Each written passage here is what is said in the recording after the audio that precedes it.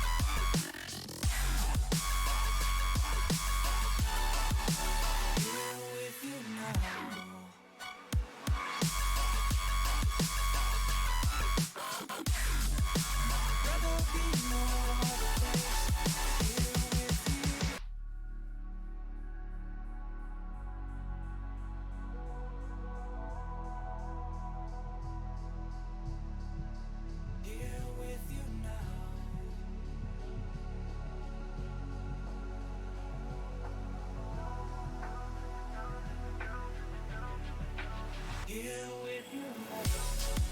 See your face in the crowd, but you don't seem so far away. Everything between us is empty space, empty space. Even when the music is loud, I'd rather be no other place. Here with you now,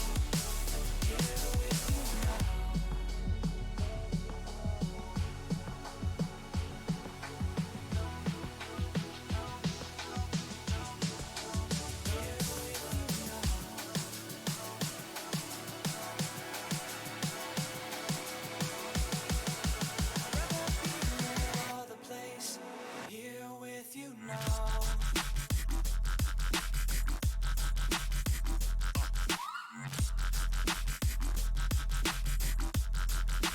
Here with you.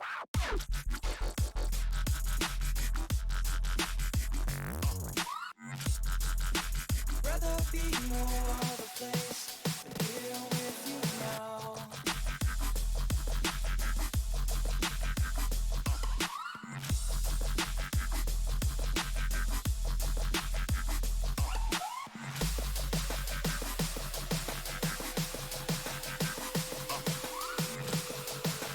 Rather be no other place than here with you. I see your face in the crowd, but you don't seem so far away. Everything between us is empty space, empty space. Even when the music is loud, I'd rather be no other place. Here with you now, here with you now.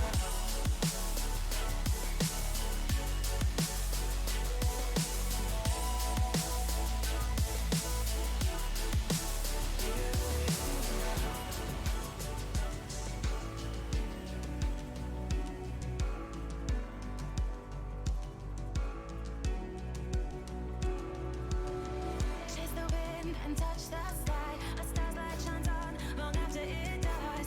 Oh, in the night, I live every day as if it's your last. All memories. Hello, everybody, and welcome to day 3 of week 5 here in the SSBL. We're starting some action off in the Epic Phenoms, or Epic Novas, excuse me. The second iteration of the Ball Players and the Cyclones.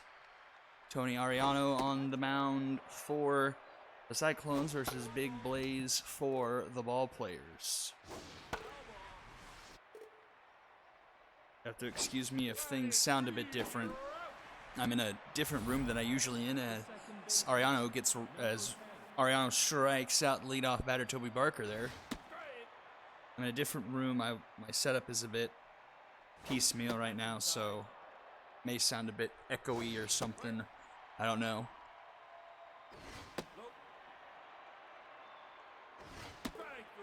And that's back-to-back strikeouts to start the game. Billy O'Connell going down as well, bringing up Rick Dilla Stick.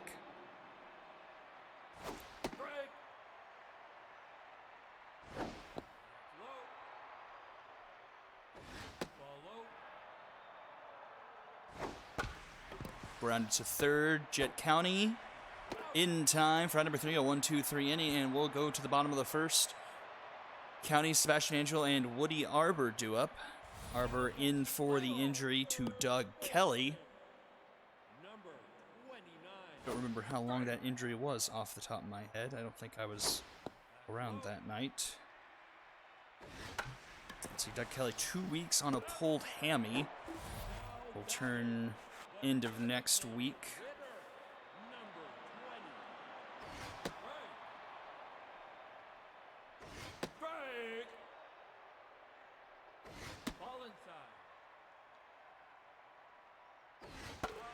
Fouled back.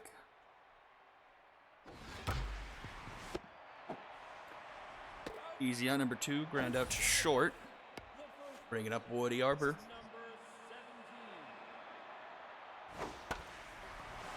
This one's going to fall into the stands.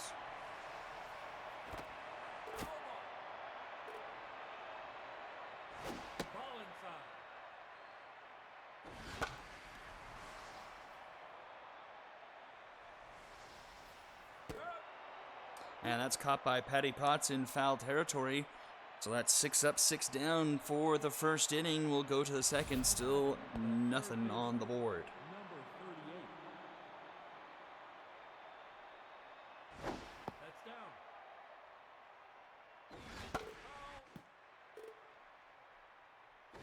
Off the plate.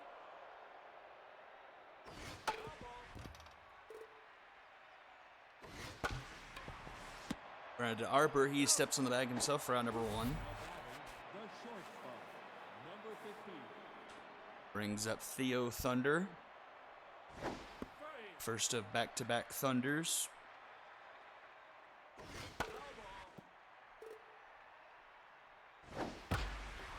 And this one's into center field. Oh, Jabron Lames with the catch at his ankles.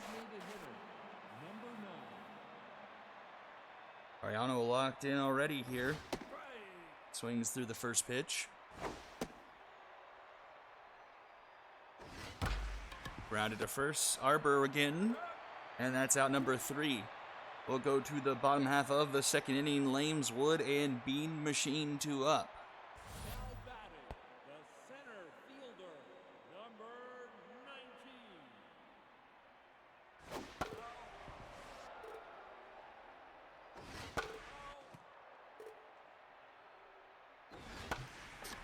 19. Into right. Foul territory, though, but it's Nathan Tucker who will make the catch for round number 1. The shortstop, number 7. And there's the first hit of the game as that one's down into center field. Timber Woods aboard. Number 33.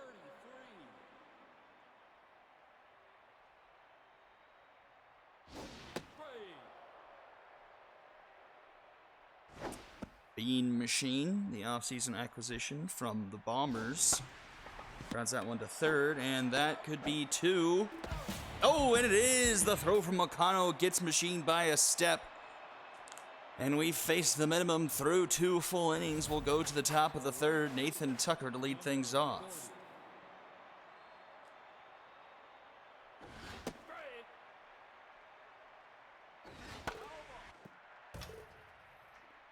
Off the plate. 1 and 2. That's inside. Inside. Swing and a miss. Another strikeout for Ariano. I believe that's his 3rd. I was working so late tonight, I didn't have the chance to make my little cheat sheet, so I don't really have any stat tracking as I usually do. But, ooh, lazy play there by the shortstop. Lets that one go under without a diving attempt for it. So the ball players now have their first base runner of the day and brings up Iron Hands.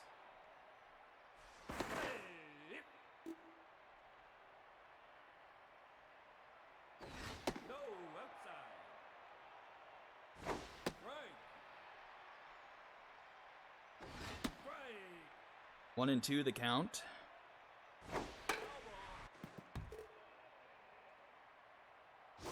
Right. Swing and a miss. The 4th K for Tony today brings up Toby Barker. And we're at least 1 over the minimum now here. Guess unless this runner gets picked off. Well, he still faces this batter. But it doesn't matter as Barker singles it through the right side of the infield to put 2 aboard for the ball players. Now batting, the second baseman, number 10. Really chance for them here. Here's Billy O'Connell. Runners going, the throw to third is in time. Bean Machine with the gun behind home plate. And we go to the bottom of the third. Yoshida, followed by O'Brien and Hugh George the third. Number 35. Ball inside. Ball low.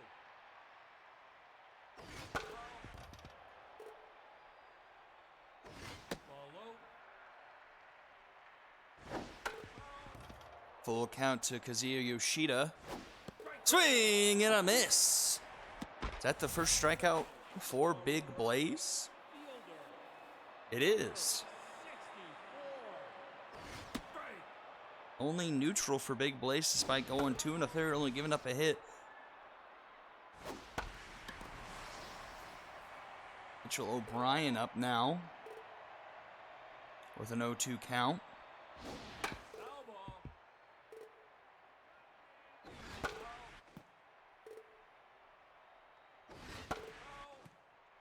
O'Brien making him work for it.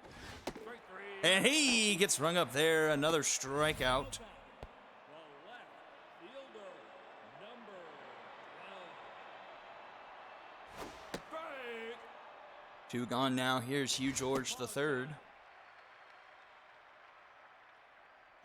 Strike. And he laces that one down the third base line. Just gets under the glove of Patty Potts, and he has himself a two-out single. Ojo down for Big Blaze. Third baseman, number 29. That's inside. Ball inside. Hard ball by County, but that's foul. 2-1 the count. That's outside. Strike. Count is full. Runner will be going here. Fouled back. We'll do it again. This one's a soft floater, and Potts is able to snag it for out number 3, and we'll go to the top of the 4th. Still no runs on the board here. Billy O'Connell up to the plate once again. Fresh start for him after runner was caught trying to go to third. Inside.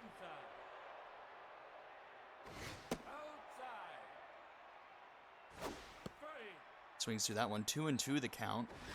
Swing and a miss. Another strikeout for Ariano. I believe he's got 5 now. Yes, 5. Hello, Magic Robot. That's down.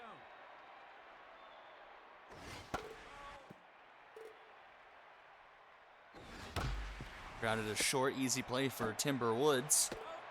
Out number 2. Now batting, the third baseman, number 38. That's up. Strike. Fouled back. 1-2 the count to Patty Potts. Swing and a miss. Ariano 6 strikeout sends us to the bottom of the 4th inning. Angelo Arbor and Lames do up. The designated hitter, number 20. That's outside. Absolute pitching duel here in game number 1.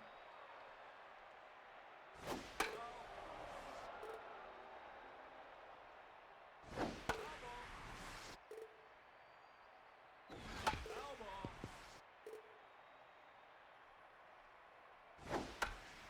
Floated to third. Easy play for Potts. 1 away. Now batting, the first baseman, number 17. Strike. Big Blaze locked in. 3 1/3, 2 hits, and 2 strikeouts thus far. Grounded to third. Potts once again. Easy play for her. 2 away. Now batting, the center fielder, number 19. That's inside. Strike. 1-1 the count to Jabron Lames. Ball inside. 3-1. And make it a hat trick for Patty Potts. All 3 outs in the inning. Comes to her position. And we go top 5. Still nothing doing on the scoreboard. Only 4 combined hits so far in this one. Strike. Ball inside. That's inside.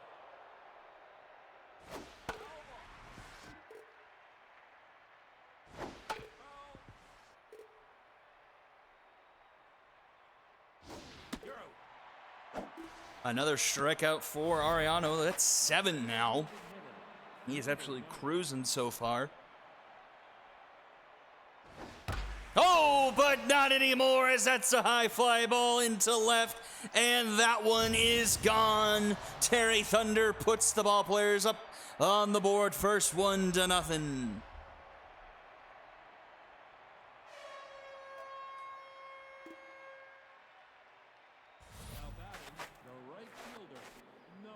No doubter there.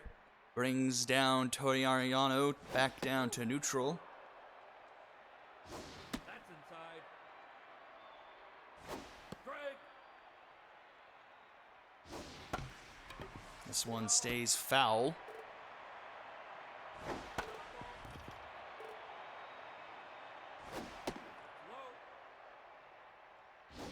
Take your base. And that's going to be another base runner to reach. Tucker takes a walk. Brings up Juice Armstrong.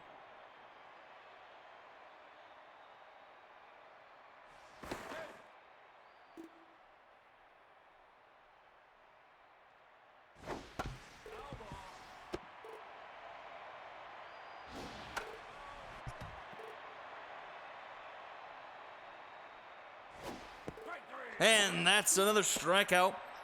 Absolutely froze Juice Armstrong there for second out of the inning. And that brings up Iron Hands, 8 Ks for Ariano.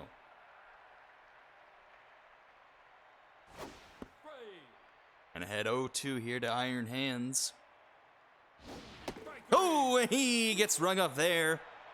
But a solo shot from Terry Thunder puts the ball players in top 1-0 as we go to the bottom of the fifth. Woods Machine, first two up.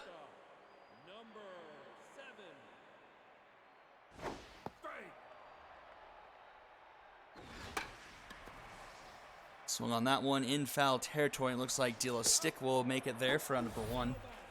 The catcher, number 33.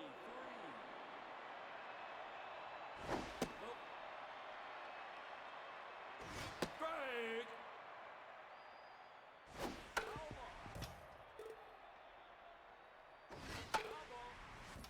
1-2 the count to Machine. Swing and a miss. Machine goes down. 2 away, and here's Yoshida. Number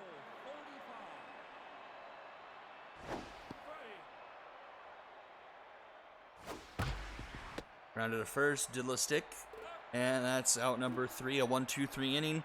And we'll go to the top of the 6th, still 1-0. A lot of low-scoring games this week.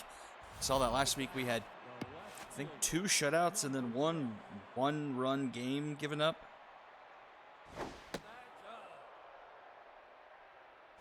Nope, high. A very low-scoring week if you don't count the Bombers game.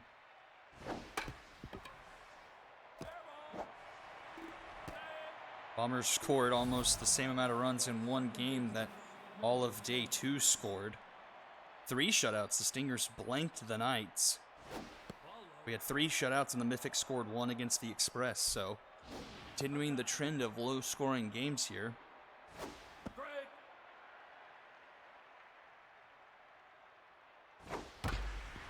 Right to Woods, and that's going to be a 6-4-3 Dragon special. Easy peasy.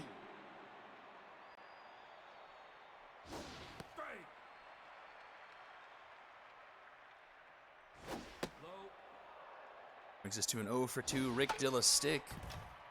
He's got a 1-2 count. Fouled back.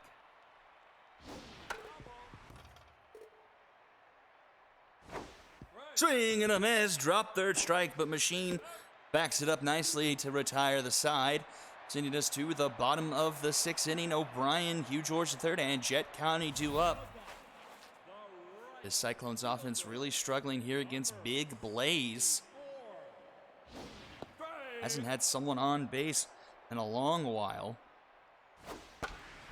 And that one will get through the left side, so leadoff runner aboard for the Cyclones.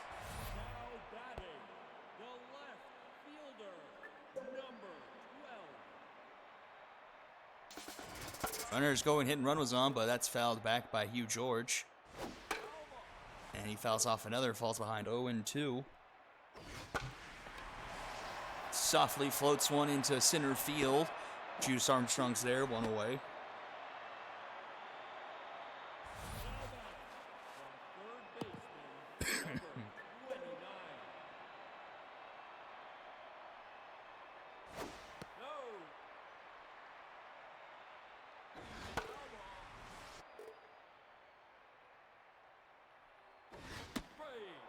One and two the count to Jet County.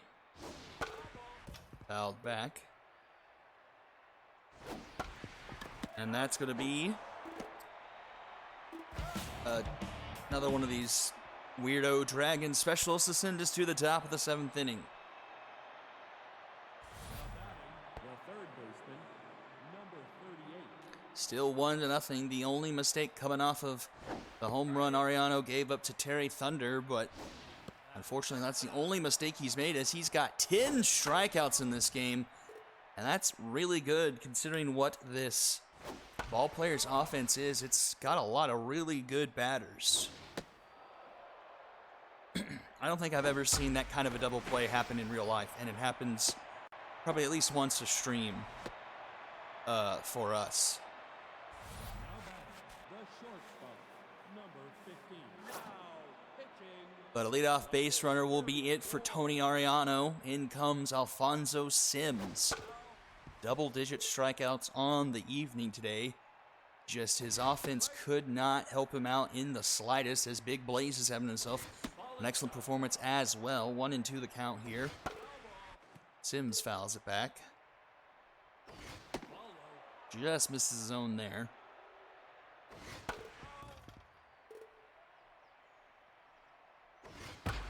And that's a high fly ball into right. Tracking that one's O'Brien. It'll make the catch on the warning track, or just in front of it. Route number 1. And here is the difference in the game. Terry Thunder slapping one into left field, into the bullpen.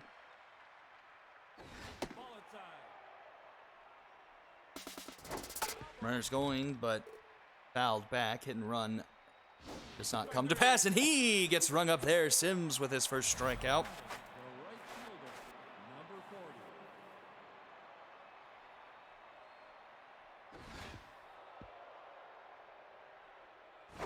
That's down. This one's popped up into right center. Nathan Tucker is there. And that will do it. Bottom of the 7th inning. Be sure to join the Discord. Thank you all for tuning in for Number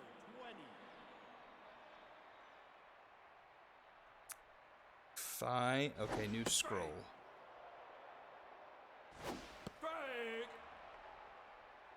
I'll do it in between games because I don't know if you're here at the beginning when I said I've got kind of a convoluted setup tonight. As that's lined to Tucker for round number 1. The first baseman, number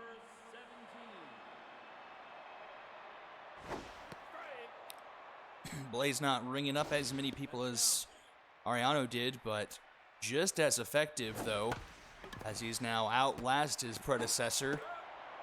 Now at 6 2/3, and being just as stingy with hits.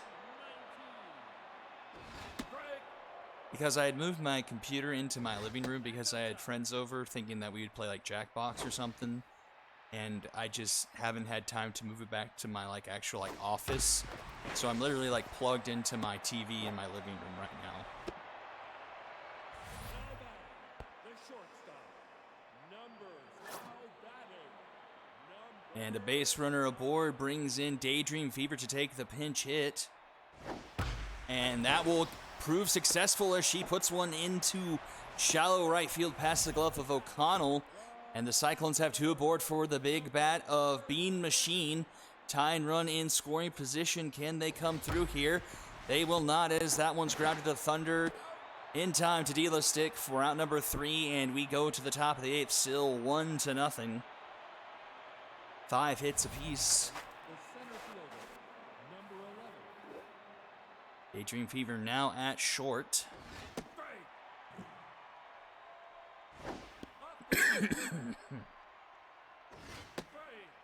1-2 the count.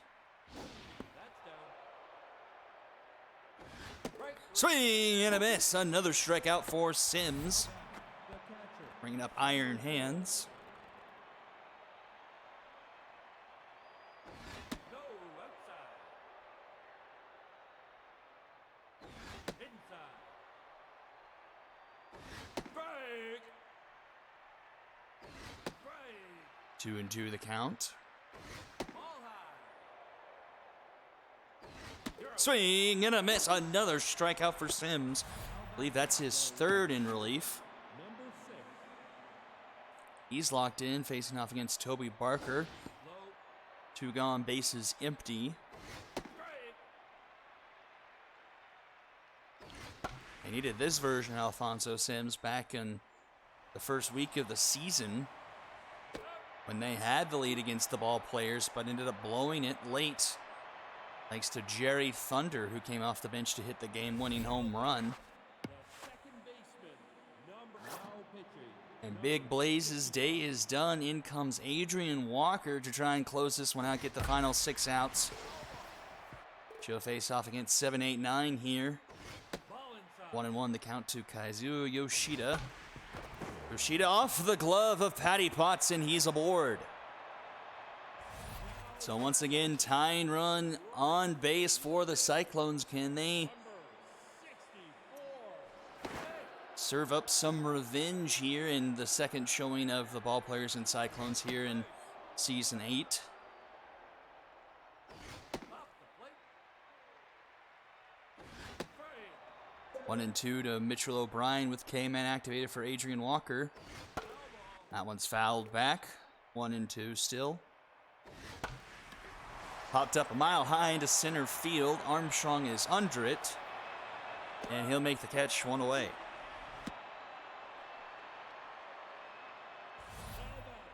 The left fielder. Number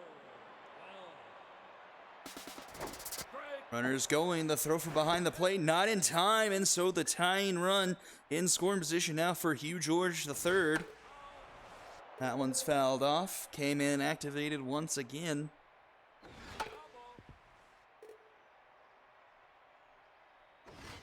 Swing and a miss. A big strikeout there for Walker, 2 away. The third baseman. Number 29. Ball inside.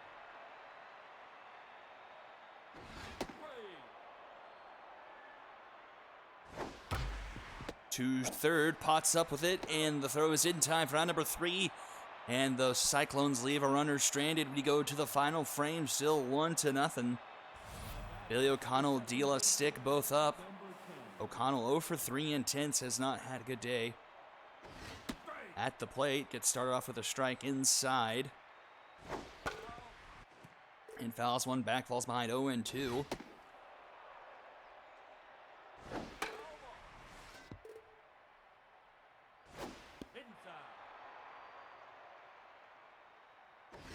Oh, gets him on the outside fastball. O'Connell goes down for the 4th time today. 23.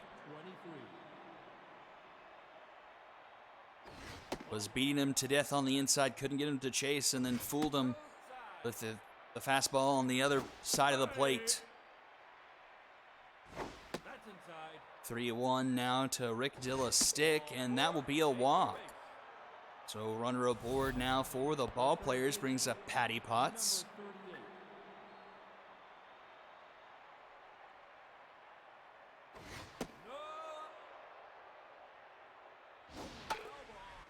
1-1. Oh, one hop to Fever to Yoshida, and that's a Dragon special that will send us to the bottom of the 9th inning. Fever smart not to field that one, let it hop to get out of the inning, and the Cyclones with their final opportunity to try and tie or win this one. Maximus Men comes in defensively for Theo Thunder at short. Angelo to lead things off here. Cyclones just need 1 to tie, 2 to win here. Came in activated on a 1-2 count to Angelo. Swing and a miss. He gets rung up there. Here's Woody Arbor. Opportunity for him to make something of the injury call-up. And for the injured Doug Kelly, he fouls that one off. 1 and 2 came in activated once again. Swing and a miss! Walker with back-to-back strikeouts, and it's all up to the bat of Jabron Lames.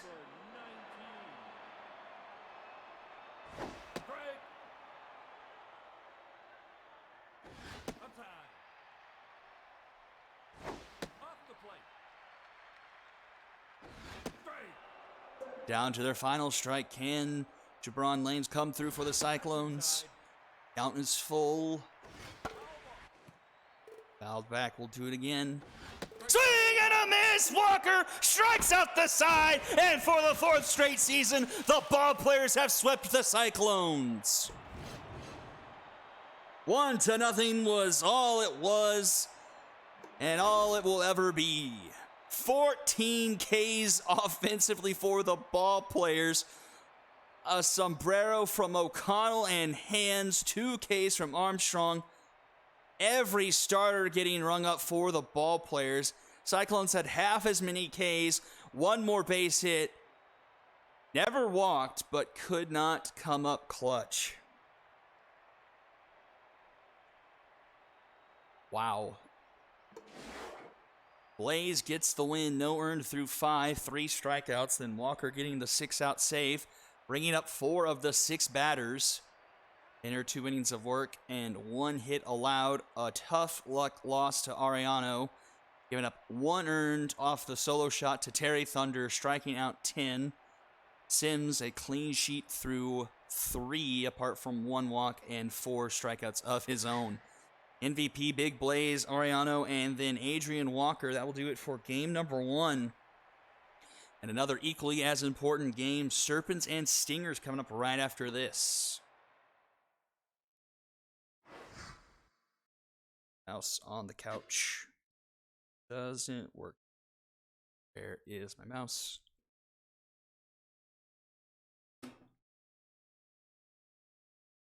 There it is.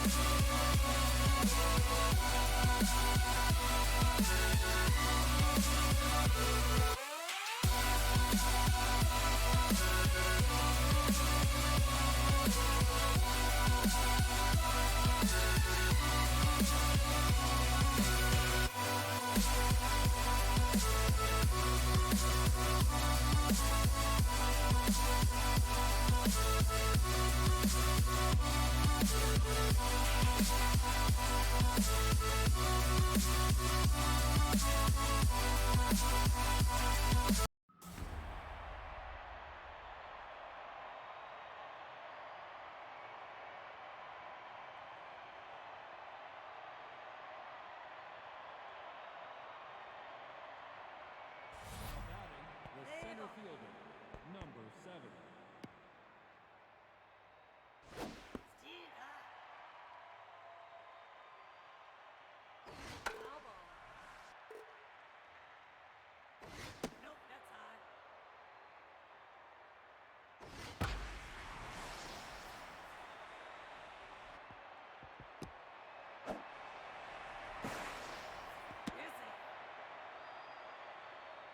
Now batting, the shortstop, number 69.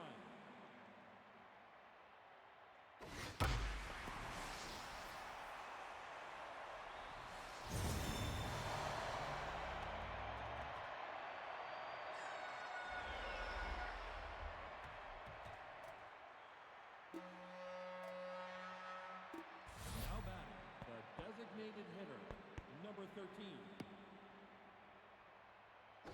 Yes, I was muted. You'll never hear what I just said. Sad face. As I was coughing. Number 5. Well, I fixed the crawl. I said, getting to Robin Ryan early, 2-run shot, Kari Hartz. I was talking about only common opponent being the Unicorns, but that apparently not mattering as Robin Ryan has yet to get an out. Oh, he has 1 out. Has Big McLarchu's had a hit so far this season yet? I've been so busy the past, like, week and a half, 2 weeks. I barely have any time to keep my head above water.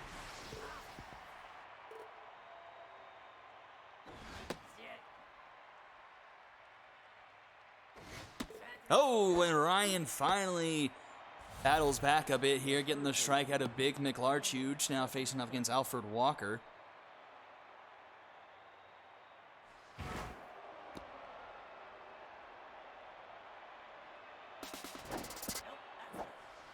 On the plate, in time, Penelope Garcia ends the inning, but a 2-run shot from Hartz makes it 2-0. Queen Khan on the mound for the Serpents. Number 20.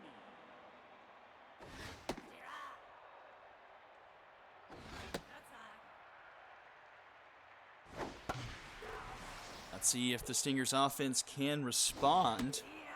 And it won't here with Ace de Salsa as he gets rung up there. The designated hitter,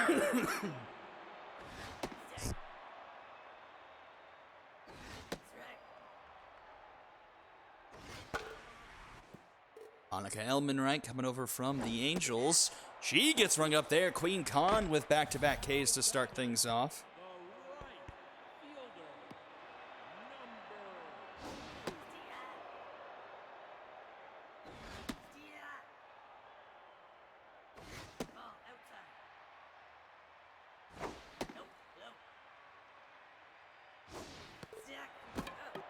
And Khan strikes out the side.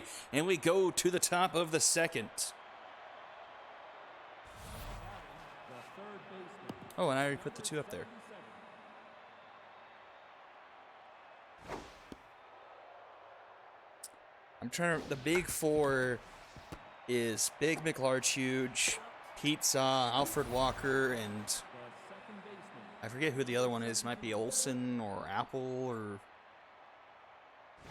someone, I forget. There's a shirt that's on the Sector 6 site, but I don't remember who the 4th member is.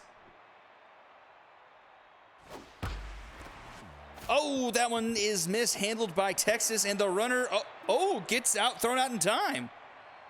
I thought she had beaten that out, but what do I know? We go to bottom of the second, still 2-0. first baseman, number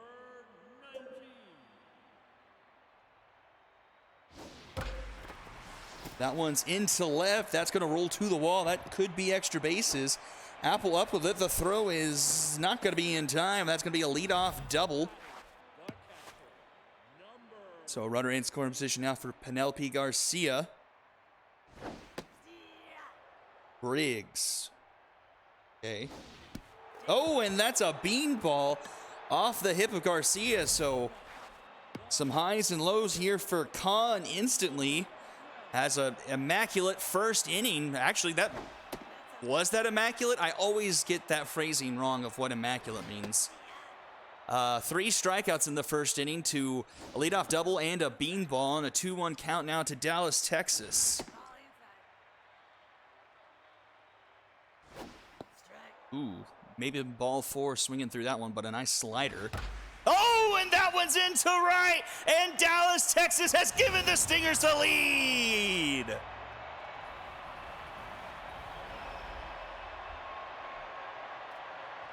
Dallas, Texas with a 3-run shot puts the Stingers up 3-2.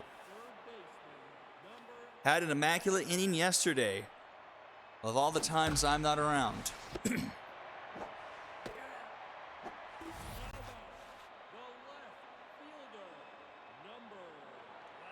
So Khan was rattled there, now at least tense. The highs of lows of Queen Khan.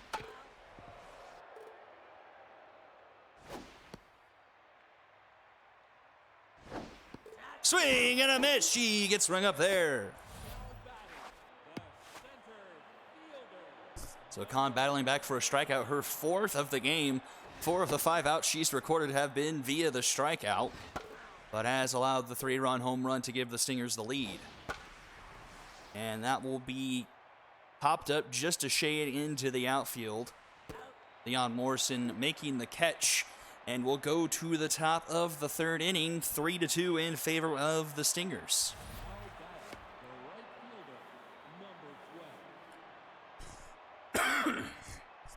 Let's see if Robin Ryan can keep the lead with this one, but that one is a deep ball into center field, just hitting off the base of the wall and straightaway center field, and that is going to be a leadoff double for the Serpents.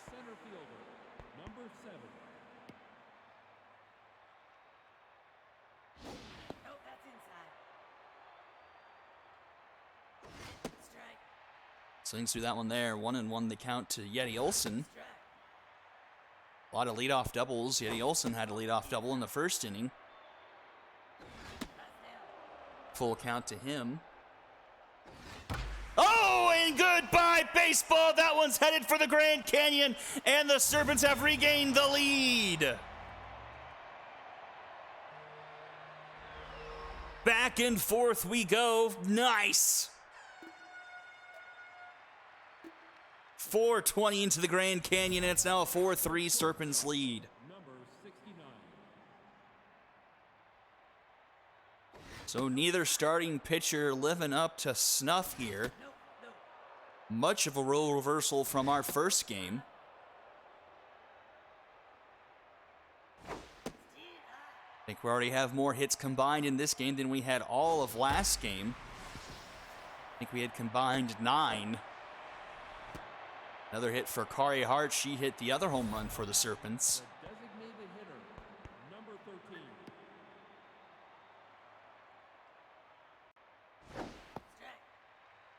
Zimbabwe up to the plate.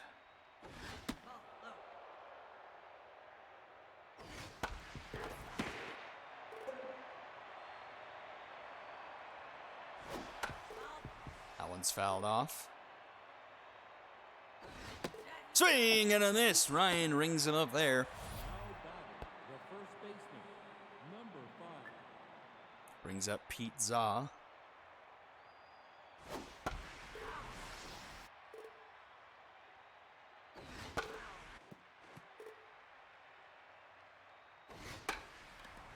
This one in foul territory. RB chasing after it. Oh, doesn't slide. Gives Pete Za extra life.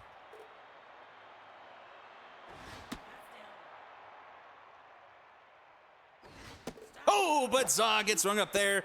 100-mile-an-hour cheddar there.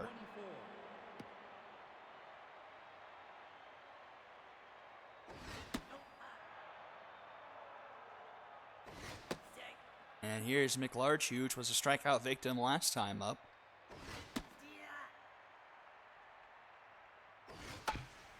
Down the third base lines, B picks it up in fair territory and throws a dart to high grass in time for out number 3. We'll go to the bottom of the third. Serpents regain the lead off the 2-run shot from Yeti Olson. Makes it a 4-3 ball game. We've got the top of the order to it for the Stingers here. Seeing the duality of Khan. What will we see in this inning as DeSalsa rounds out to Za? The designated hitter, number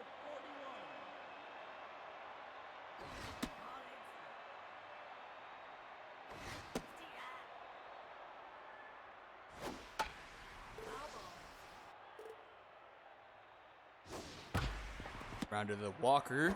Easy play for him. 2 away.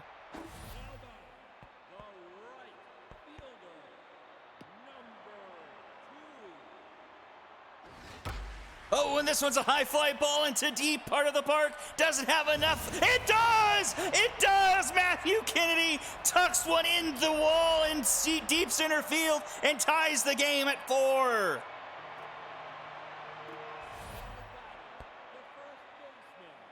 Just snuck that one over the wall in deep center field, and it's a 4-4 ball game.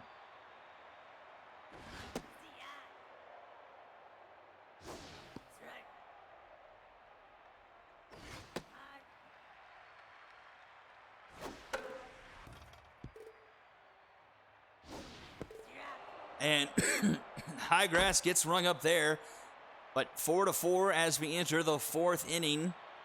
6, 7, 8 do it for the Stingers. Serpents. Number 77.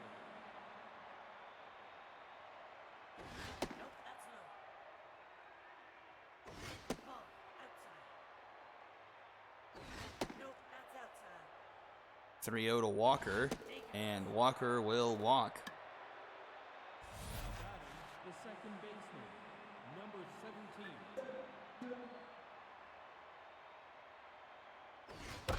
Oh my gosh, it's a home run derby as Morrison regains the lead for the Serpents, their 3rd 2-run shot of the evening.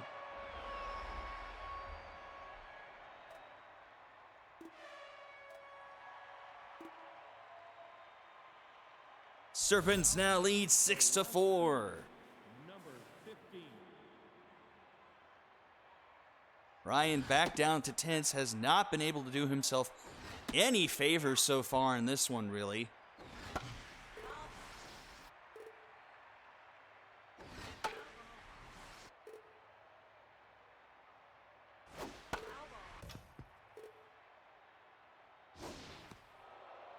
Two and two the count.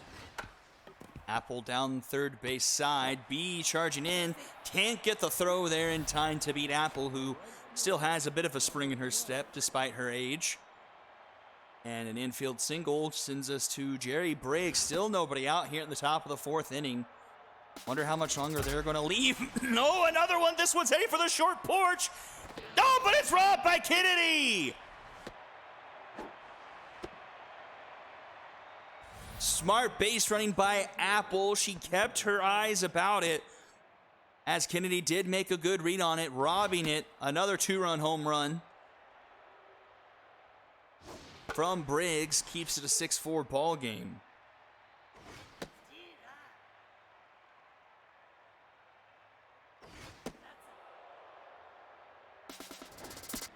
Runners going, the throw from behind the plate. In time! The second caught stealing by Garcia behind the plate.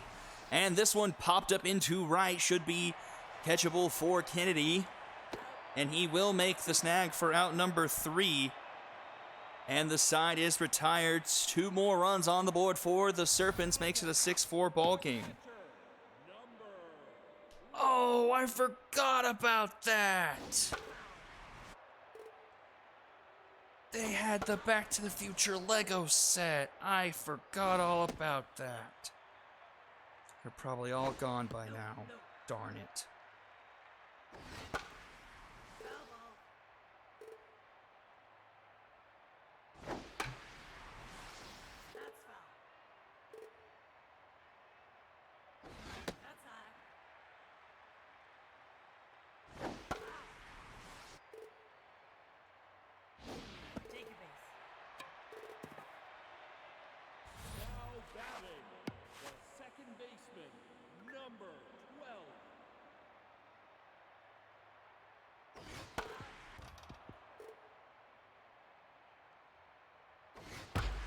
And this one's the line shot into left. Apple tracking, and she makes the catch for out number 1. Now back,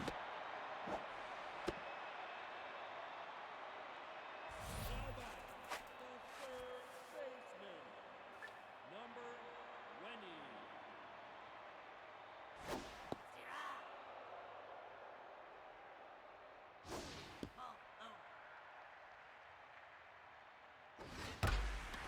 Oh, this one's deep, and it looks like we're going to have another 2-run shot and a tie game once again. An absolute monster shot from Zarbi to straightaway center field, 443 feet. Back and forth we go. The left fielder, number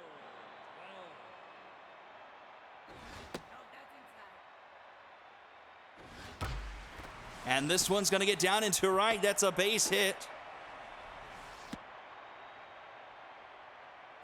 Now back, the center fielder, now pitching, And that will do it for Queen Khan. In comes Pamela Green to try and put some sort of order on this game.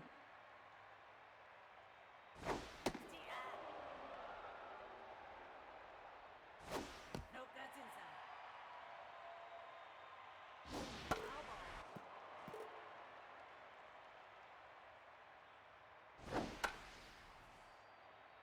Foul ball.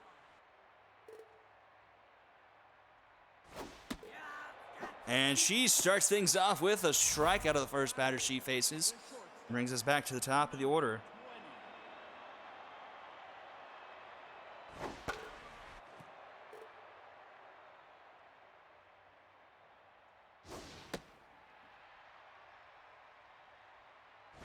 Strike. Shot 3 out. And that is a mojo down. 0 for 3 goes Ace to Salsa, but the Stingers tie things up at 6 apiece going into the 5th inning. The shortstop, number 69.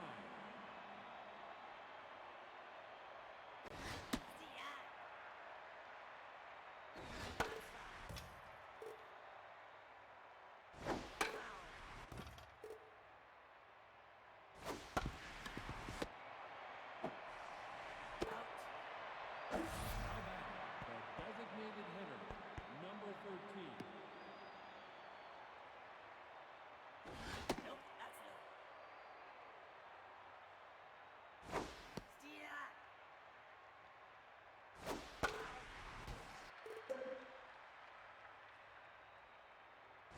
Ball inside.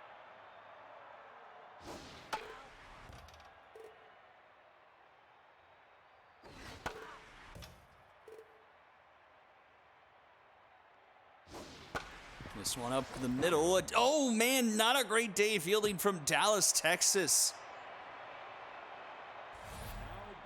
Couple of misplays by him, was able to make up for it.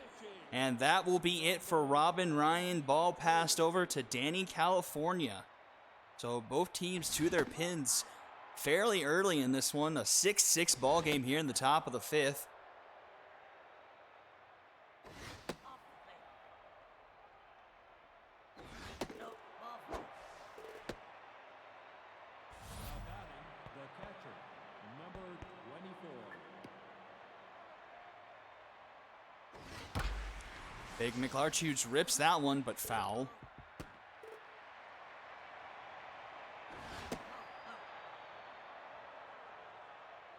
Steer. Swings and misses through that one. Nope, And he gets rung up there. Now batting, the third baseman, number 77. steer.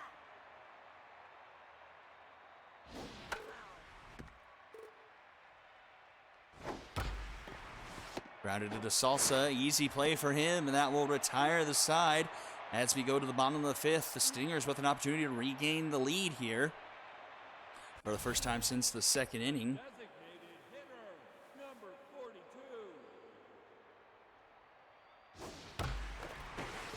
Ripped but foul.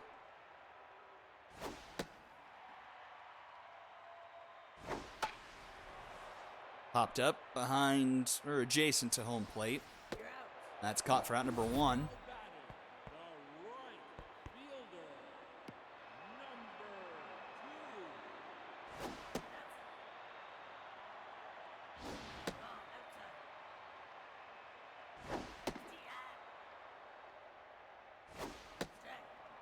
2-2 now to Matthew Kennedy.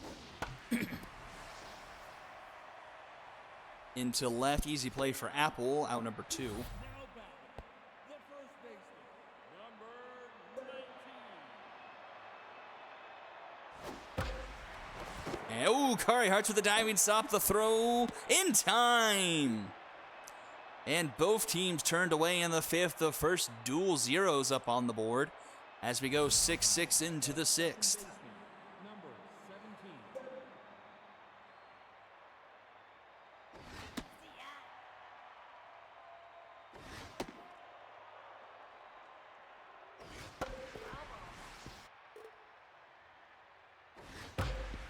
This one up the middle off the mound.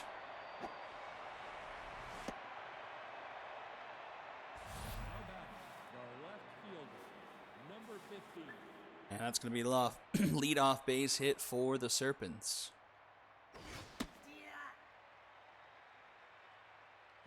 Strike.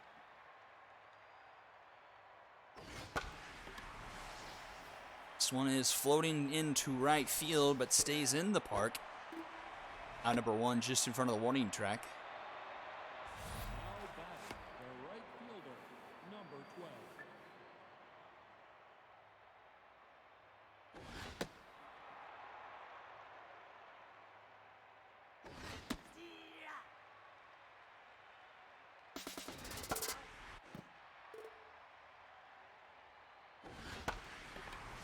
12. Ooh, this one's dangerously close, but oh, nope, it's going to die at the track once again.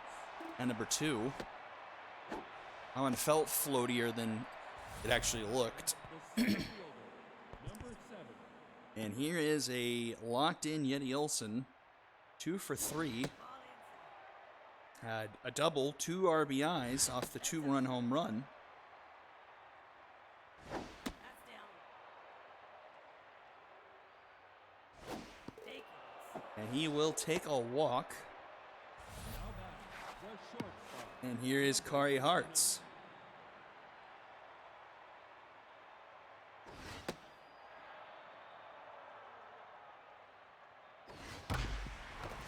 Oh, Texas with a diving stop there to get him out of the inning. Good play for him there, bouncing back to end the inning.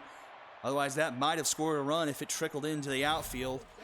Back-to-back zeros on the board for the Serpents. Can the Stingers take advantage now, facing Pamela Green? But she's locked in through 1 2/3 off the glove of Walker. Oh, and thrown away by Kari Hartz. And it turns into a double. Not really a double, but a infield single and a advance on the bad throw. So go ahead run in scoring position now for the Stingers.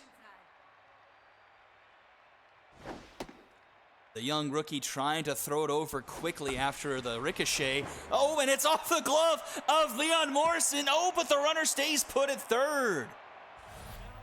Okay, so that puts runners at the corners. Nobody out for the Stingers.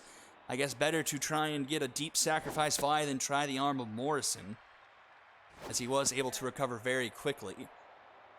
So an opportunity blooming for the Stingers off a couple of misplays defensively by the Serpents. Can they take advantage? 2-2 the count from Zarbi. Fouls that one back. They're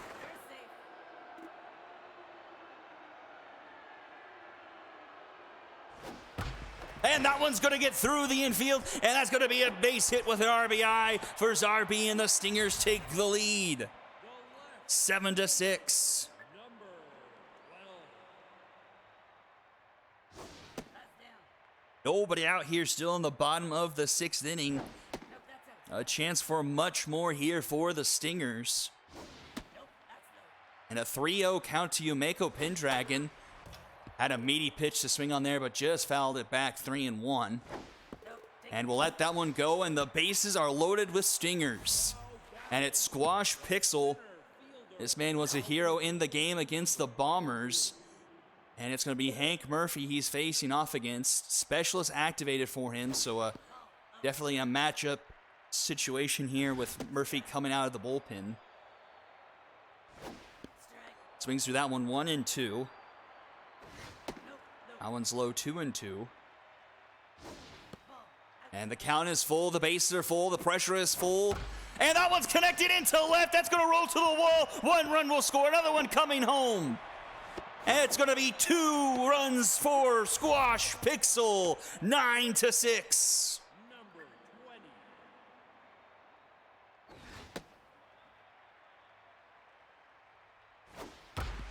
20. And another base hit. That one gets by Pete Zaw, and it's double digits for the Stingers. The designated hitter, number 41.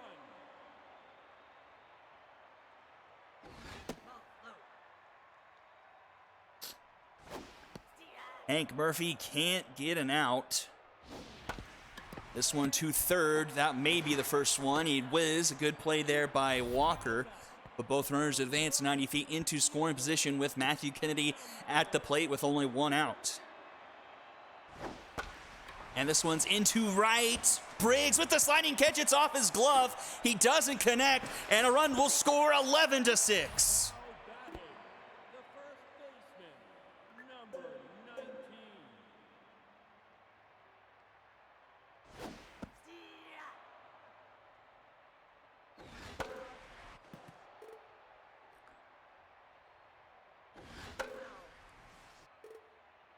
Oh, 0-2 to Dank Highgrass, who lines one to Zaw, who snags it finally. Was playing a step further in. That helped him a lot. And so it's now 2 away here with 2 on for Penelope Garcia, who's locked in. First pitch swinging, pops it up into center field.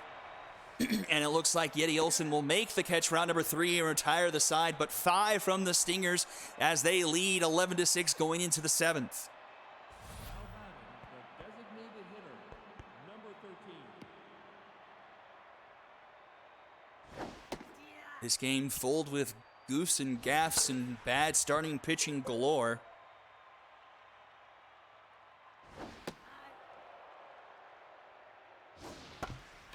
Oh, a nice snag by Danny California.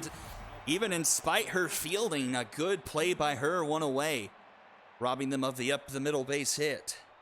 Nope, that's high. Nope, high.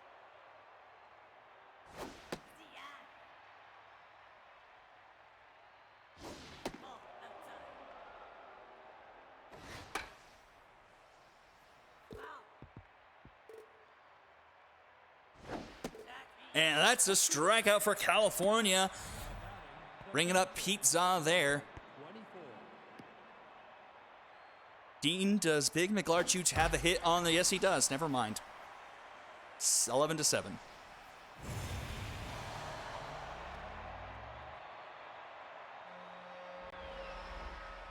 Don't know if that counts as a jinx or not. If that's his first hit of the season, I swear to The third freaking Pete. number 7. Now pitching, That will do it for California. In comes Ijin Sawamura. Ball inside. Rounded to first. Highgrass will step on the bag himself. Round number 3. 1 more run for the Serpents. They make it a 4-run game going into the home half of the 7th. Thank you all for watching this big game here in the Epic Conference. 2 1-loss teams duking it out here. Be sure to join the Discord if you have not done so already. Be sure to stay tuned for the Turtle Beach Game of the Night, Nope, take it in. as Dallas, Texas will take a leadoff walk. now batting, the third baseman, number 20. Nope, that's inside. Ooh, but that's going to be a Dragon special 5-4-3. And the leadoff hit is erased, and that brings up Yumeko Pendragon.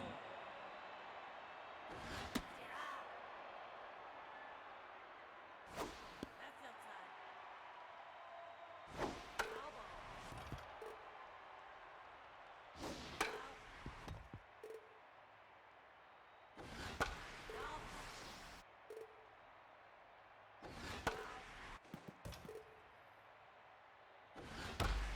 This is a high fly ball, and that one is gone!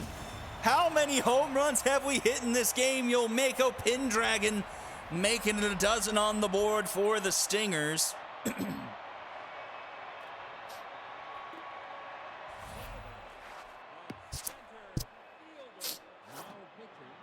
And that will do it for Murphy. In comes Raul Gillette. See the best the Serpents can get. This one through the left side of the infield, base hit.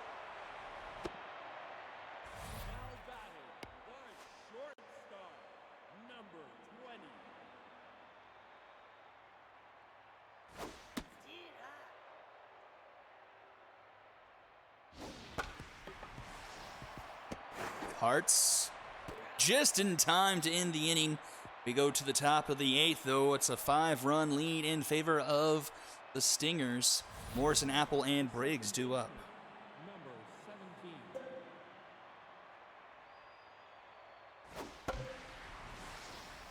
That's foul. Ball inside.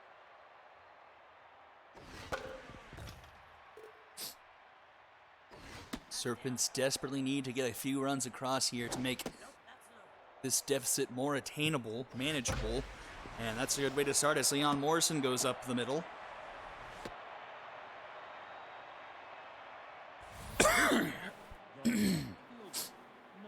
Caramel Apple now.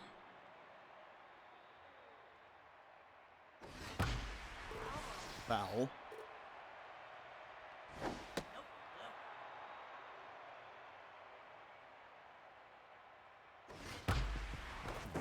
Oh, another tough dive for the Stingers. Defense has not been stellar here by either team. I don't know if DeSalsa gets the out at first. Apple is fairly fast, but it does allow the runner to go from second to third. Nobody out, runners at the corners. And a golden opportunity for the Serpents with Jerry Briggs up to the plate.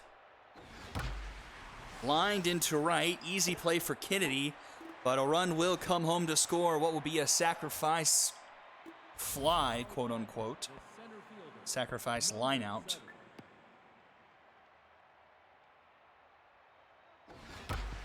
And that one's through the right side of the infield.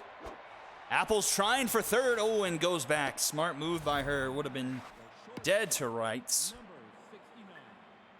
So a 4-run game with 2 runners aboard, 1 out. And here's a home run hitter, Kari Hartz. Runners are going. The throw is not in time. Didn't quite get a good pop there from behind the plate by Garcia, who already had 2 caught stealies tonight, but Hartz gets rung up there. A chance to limit the damage to 1 for Saramura. Facing off against a 1 for 4 Zimbabwe. Fouls that one back, 1-1. Popped up in foul territory, Garcia. And she makes the snag for out number 3, so it's only 1 run given up despite the hard start for that inning for the Serpents. We go bottom of the 8th. Stingers looking to try and get that run back. 2-3-4 to up here. Elmenreich, probably with her worst game in her new team. 0 for 4 thus far in tenths. I mean, you technically did close the gap, Dean. Nope, that's inside. 2-2. Full count. Ball for And that will be a walk for Elmenreich to start off the bottom of the 8th. Here is Matthew Kennedy. Had that home run into deep center field that just able to fly over the wall. Literally couldn't have placed it there perfectly. You had the ball in your hand, and he puts another one into right. This one is much easier, and that one's gone. They get the run back and one more, make it 14-8.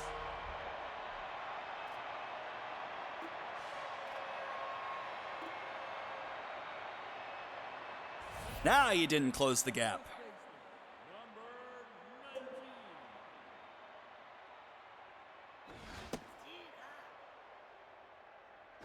Nope, that's outside.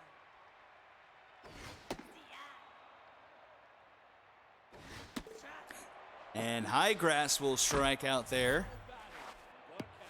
One away, here's Garcia.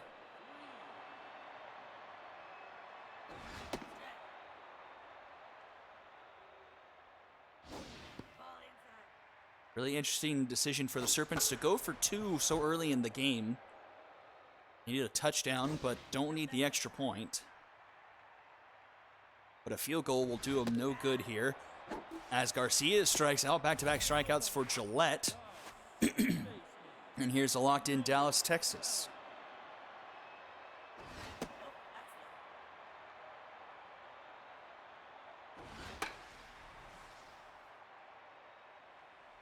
It's not as, I just had this idea, it wouldn't be as fun because it's baseball and everything is in 1 increments, but it'd be interesting to put together a SSBL scoregami table.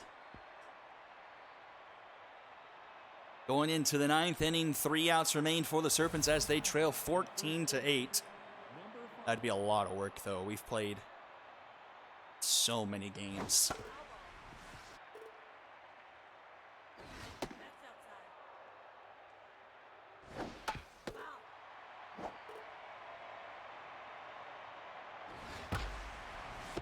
Easy play for Texas, 1 away. Scoregami. Okay, so I guess I didn't realize not everyone. So Scoregami became more popular in the NFL. It's a table of unique scores that have never happened before. So, and it's easier or more interesting to follow in football because in football you can only score 2. You can score 2, 3, or 6, and then the opportunity to score 1 or 2 after the 6. And so it creates these, like, when you have, like, really awkward scores, like, you track its uniqueness. And, like, in the NFL, there's only been, like, 1,000 unique scores as the Stingers finish it off here and win the game 14-8 and keep pace with the ball players. Remain just, I believe, a half a game back in that Epic Novas division.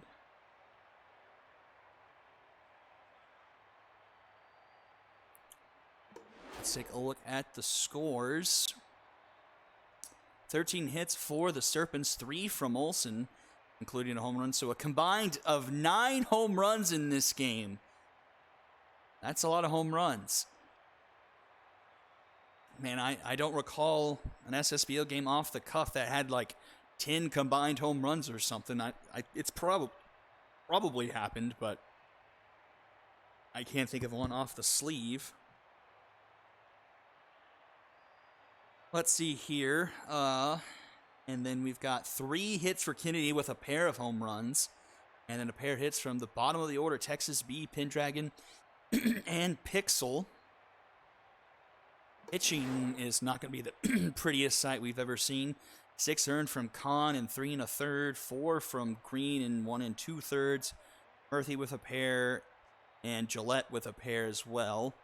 Robin Ryan kind of let team down, but the offense backed him up. 6 earned through 4 1/3, gave him the no decision.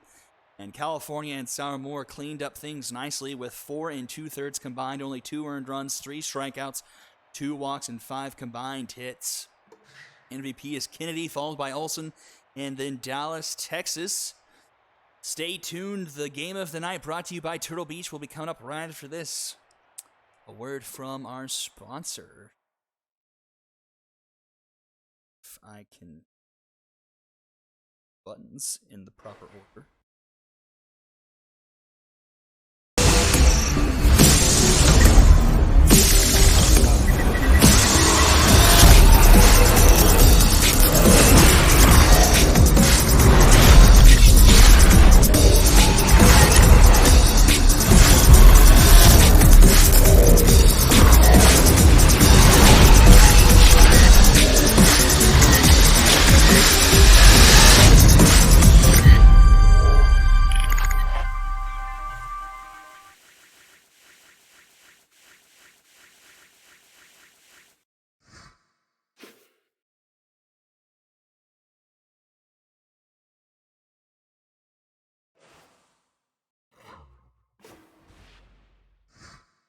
Just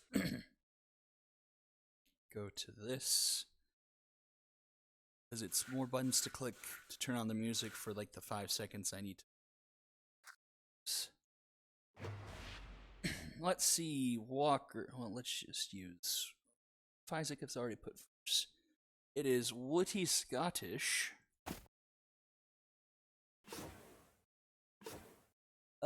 against Betty Golden. And we are underway for the game of the night, the SSBL game of the night, brought to you by Turtle Beach. Be sure to put here in all caps in the chat to be entered in for a drawing of a Turtle Beach headset.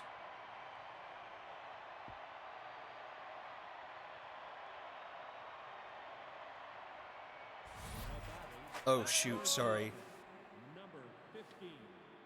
Well, the thing is, I can't hear it through OBS, and so I have no idea what the volume is like. Sorry. Break.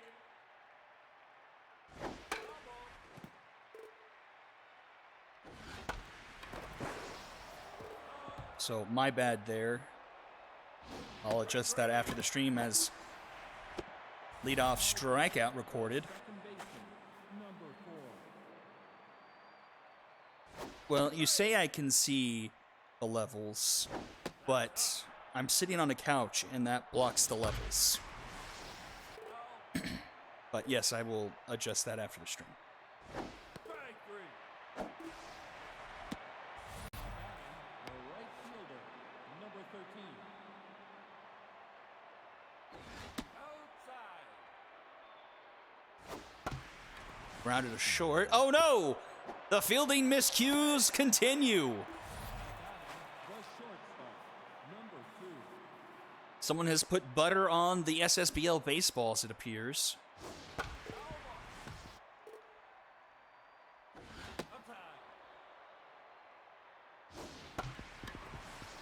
Homer runs, can't turn two, well, doesn't need to turn two, I guess.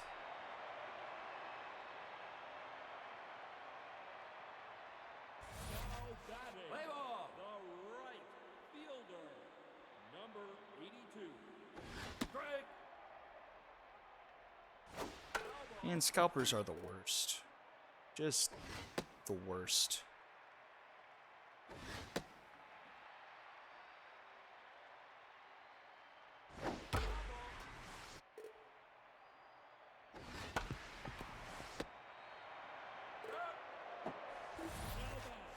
The second baseman, number 12. Ball inside. No. One down for Scottish, the former Dragon, might I add. Strike. Facing off against Homer runs. Take your base. Now batting, the catcher, number 24.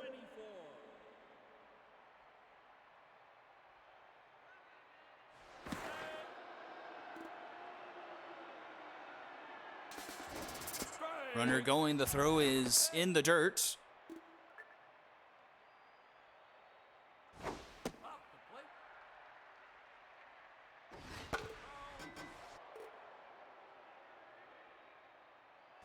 That's inside. So runner in scoring position now for Noah Walker. Strike 3. But he gets rung up there, swing and a miss. Now back, the first baseman, number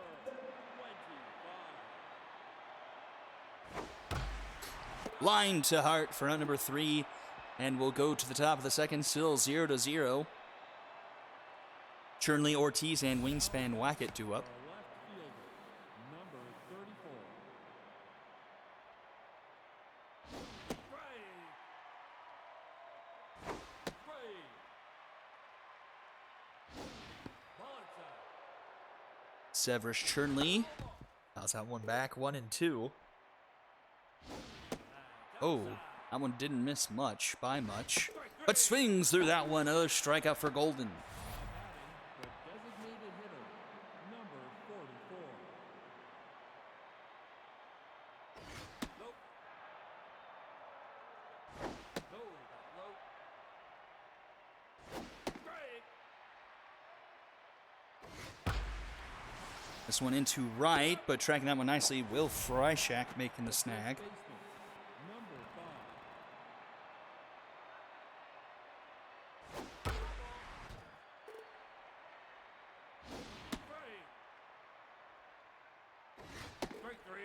And that's going to be another strikeout. 4 strikeouts for Golden through 2. And we'll go bottom of the second. Stars Sheldon and Duketown do up. Now batting, the shortstop, number 6. Strike.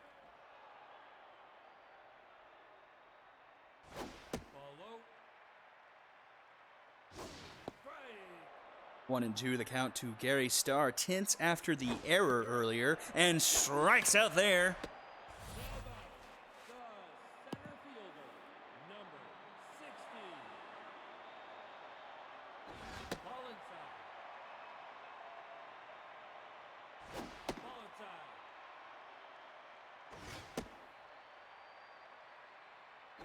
Strike. 3-1 to Harry Sheldon. Strike. Full count. And that's up the middle, base hit. That's the first time I'm seeing the Dragons sans Harry Von Crum.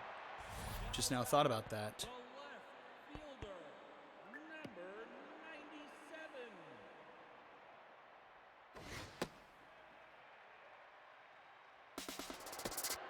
97. Nope. Easy come, easy go as caught in a rundown.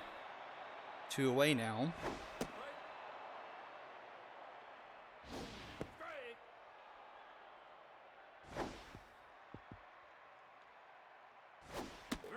And Duketown gets rung up there. And we'll go to the third. Still zeros up on the board. Morgoon, Elf, and Dakota do up. The center fielder, number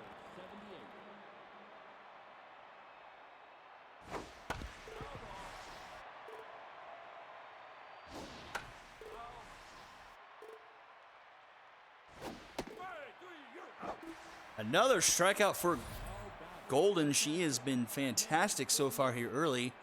5 strikeouts through 7 outs. Strike. No, outside. Nope, high.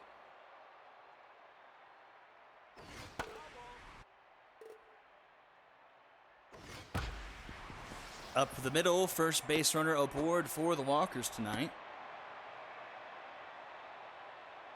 Now back, the third baseman, number 15.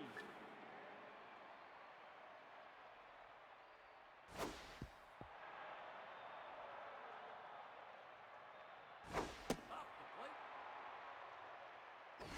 No.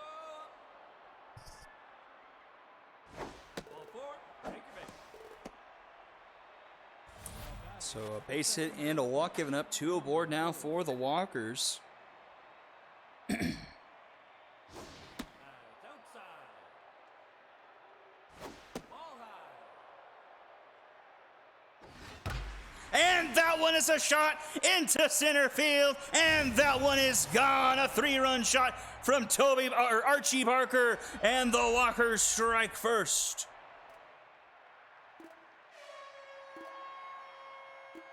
Now batting, the right fielder, number 13. That's outside. No, outside. That's inside.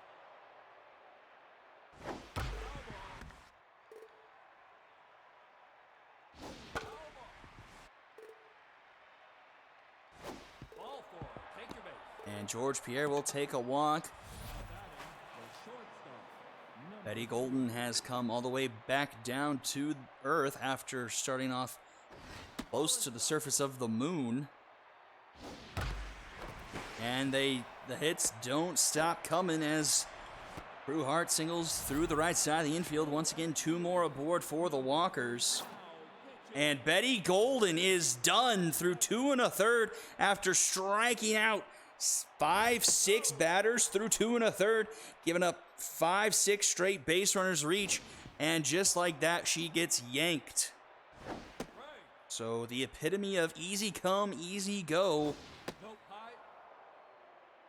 And it's a 3-1 count now for Chernley. He swings through that one to make the count full. Came in activated for Jar Jar Jackson. Oh, swung at ball 4. The designated hitter, number 44. 2 on, 2 out now for Eddie Ortiz. Fouls off a couple behind the plate. 0-2 came and activated for Jackson once again. Ortiz fouling that one back. Into right should be the end of the inning as Freishak makes the catch round number 3. But the Walkers, thanks to Archie Barker, lead 3-0 as we go to the bottom of the third.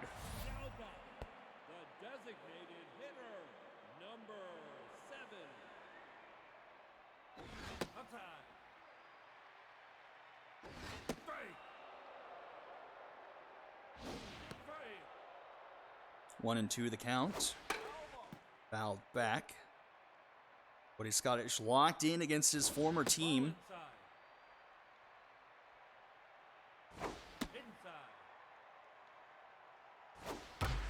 But oh, Crump singles that one up the middle to lead off the third.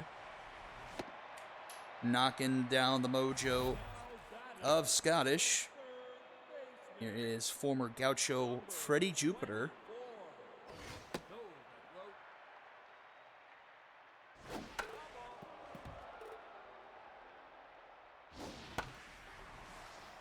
Popped up into left.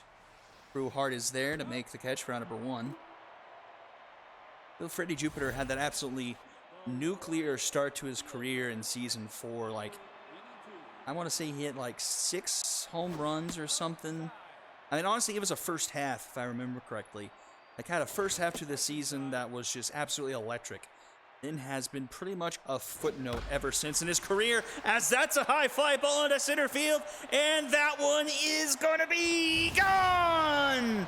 A moonshot that trickles into the second row of center field, and the Dragons cut the deficit to 1.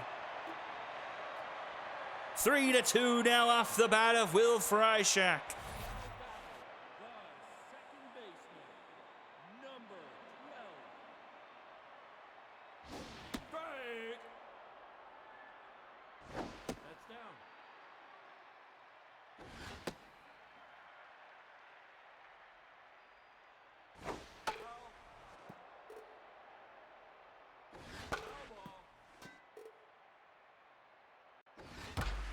And that will make it a tie game down the line into right.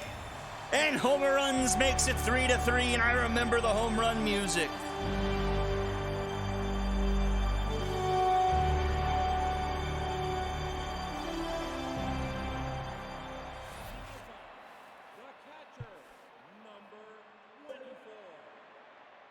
Woody Scottish a long ways away from locked in now, as both starting pitchers getting bombarded here in the third inning. Well, it was the second inning. Well, no, it wasn't. It was 2 1/3. It was the third inning. Oh, and the fielding woes here in day 3 continue, as Dakota doesn't look that one all the way into his glove, and the inning continues.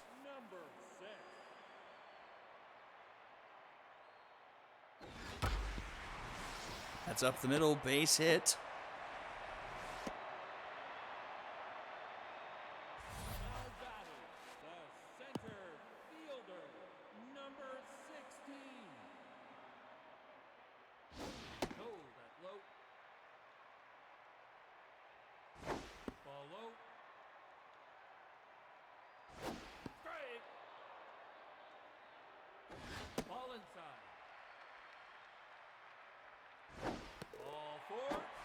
That'll be a walk to, I think that's Harry Schulten. I can't remember his face. And the bases are loaded for the Dragons, and here's Duketown, and that's a grand slam!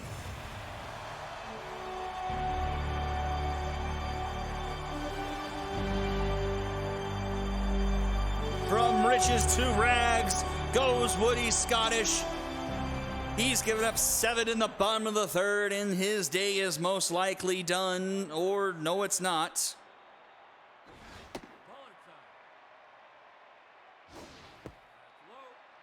And all because Milo Dakota couldn't finish up the inning.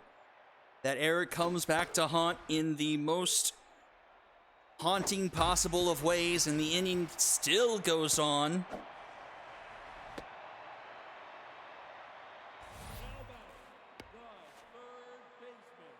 I think we have batted around here at the very least.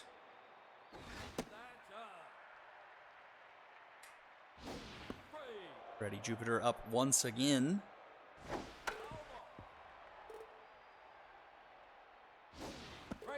And he gets retired once again. But a 7 spot for the Dragons. They now lead by 4 going into the 4th inning. 3-3-1 to 7-7-1.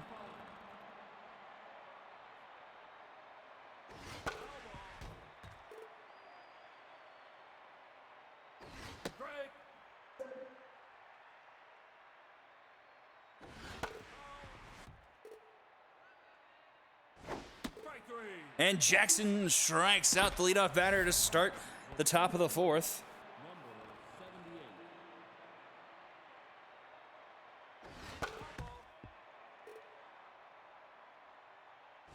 That's inside. Oh, down the first base line. It stays fair, and Betancourt says thank you very kindly. Steps on the bag.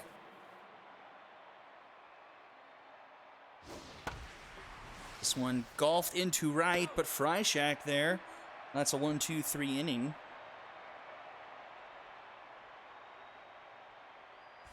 batting, the right fielder. Now pitching. And that will do it for Scottish. In comes Chris Slump. Inside. Straight. That's inside. Right.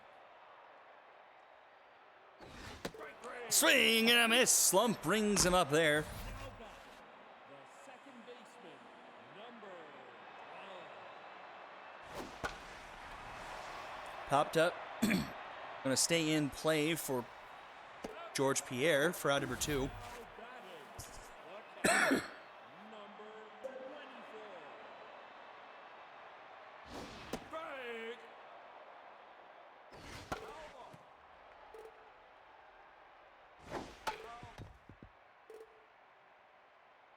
Ball inside.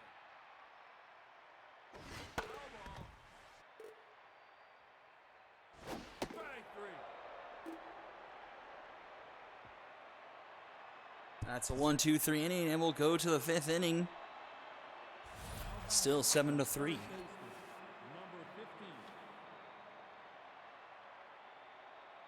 Strike. Strike. That's up.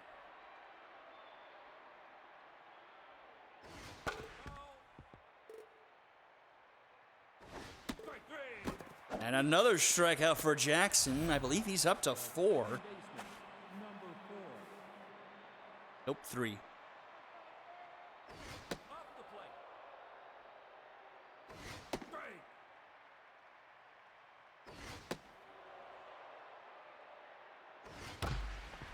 Grounded a homer runs. Easy play for him, 2 away. Now batting, the right fielder, number 13. Strike. Ball high. Strike.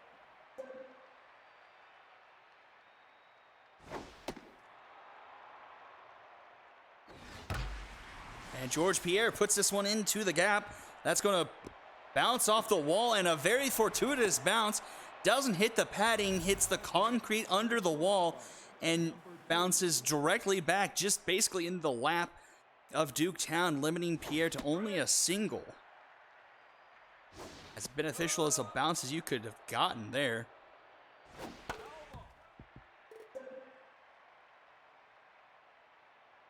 That's outside.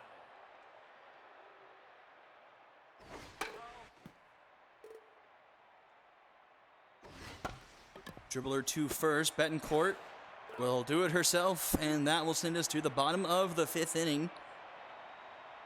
Walker's no longer at prime efficiency. The first baseman, number 20. We'll start things off with Velma Betancourt 0 for 2 so far. Right. Off the plate. Dribbler down the first base line. It's wingspan Wackett doing it all himself. Shortstop, number 6. Nope, high.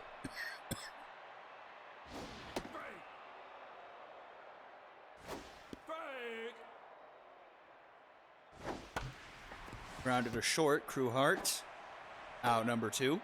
Now back, the center fielder, number 60. That's inside.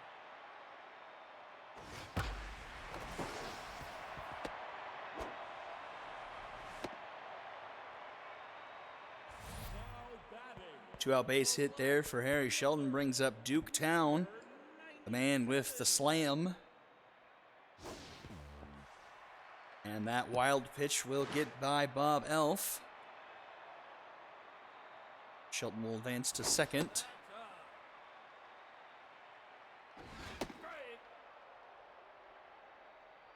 inside. 3-1 now to Duke Town.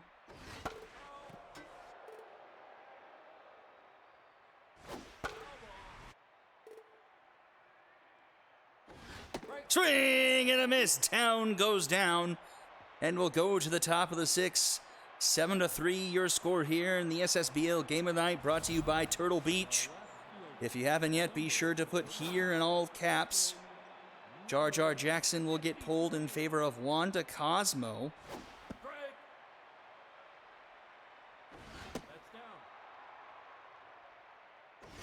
So the Dragons trying to win their 5th game in a row after a rough 0-3 start.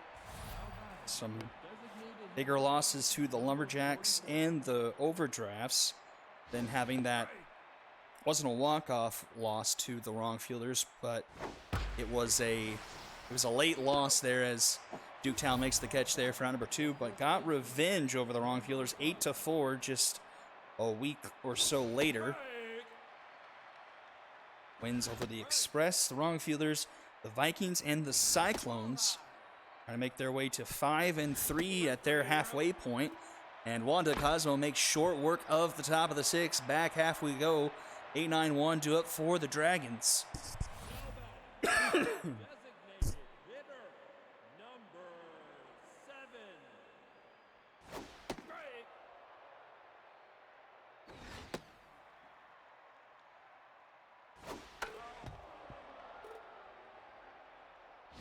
That's up. Nope. This one's fouled off. Strike 3. Swing and a miss. Crump gets retired. Brings up Freddie Jupiter for the 3rd time tonight. Number 24.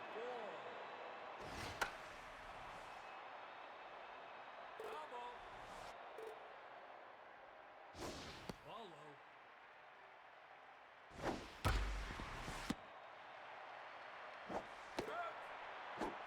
Now back, the right fielder, number 82. And if only if Milo Dakota hadn't made the error that allowed the grand slam to happen, we'd have a 3-3 ball game still.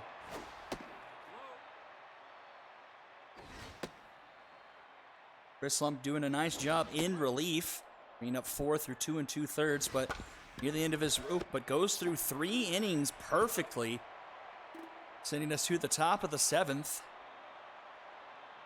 Still 4 runs the difference here. The center fielder, number 78. This one into right, tracking back at the wall is Freishek. He reads it off the top of the wall, but it's going to be a leadoff double for Jadinklich Morgoon. Best opportunity the Walkers have had since that 3-run shot from Archie Barker.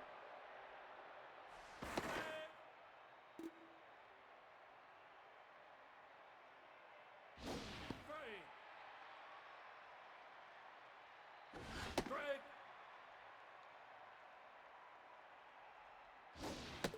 And he gets rung up there. Bob Elf goes down. Another strikeout for Wanda Cosmo. Number 15.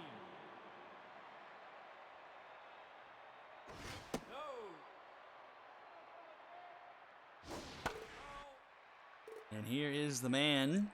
0 for 2, the reason why the Dragons have the lead they do. His error at third allowed Ian to continue, and he gets rung up there. And is reason why we are in a 7-3 Dragons lead. 4 strikeouts for Wanda Cosmo. Struck out every batter she's faced but one.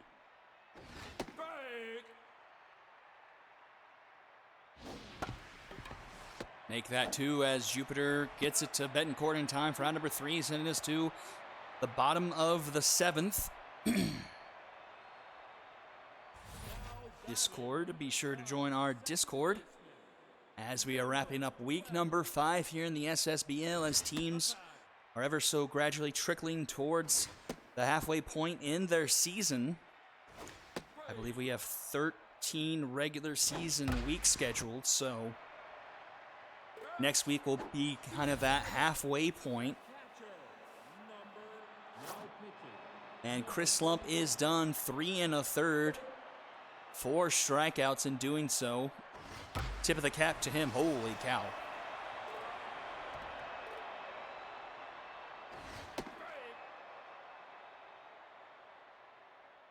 Ball inside. That's down. 2-2 the count. Another hard hit ball foul by Noah Walker.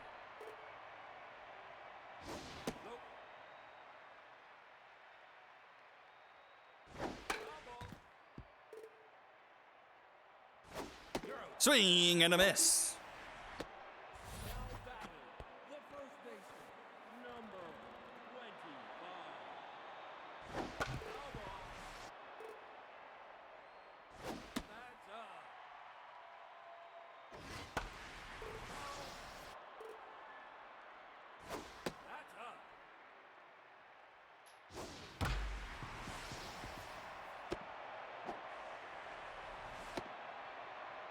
Now batting, the shortstop, number 6. Break.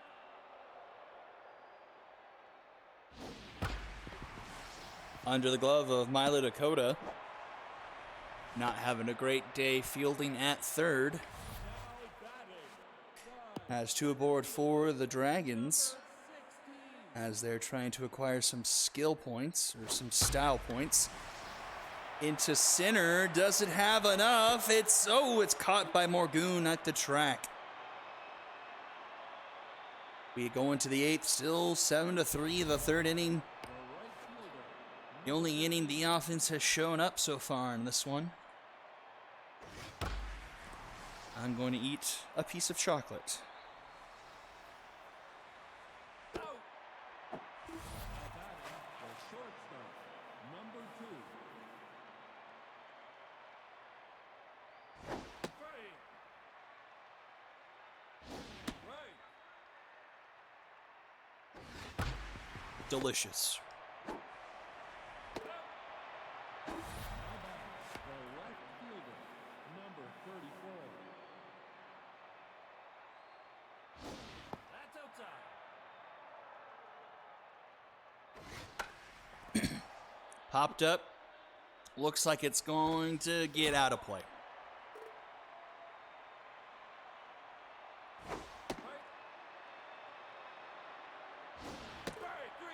And he gets rung up there.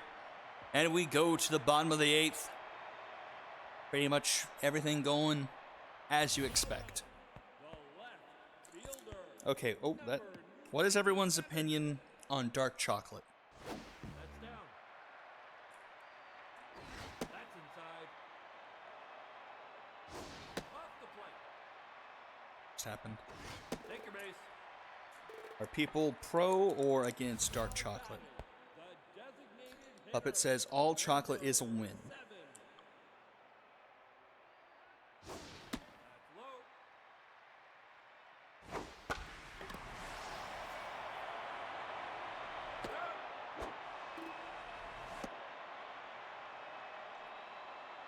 Well, I have to disagree with you, Puppet. I do not like dark chocolate. 24. It's just far too bitter.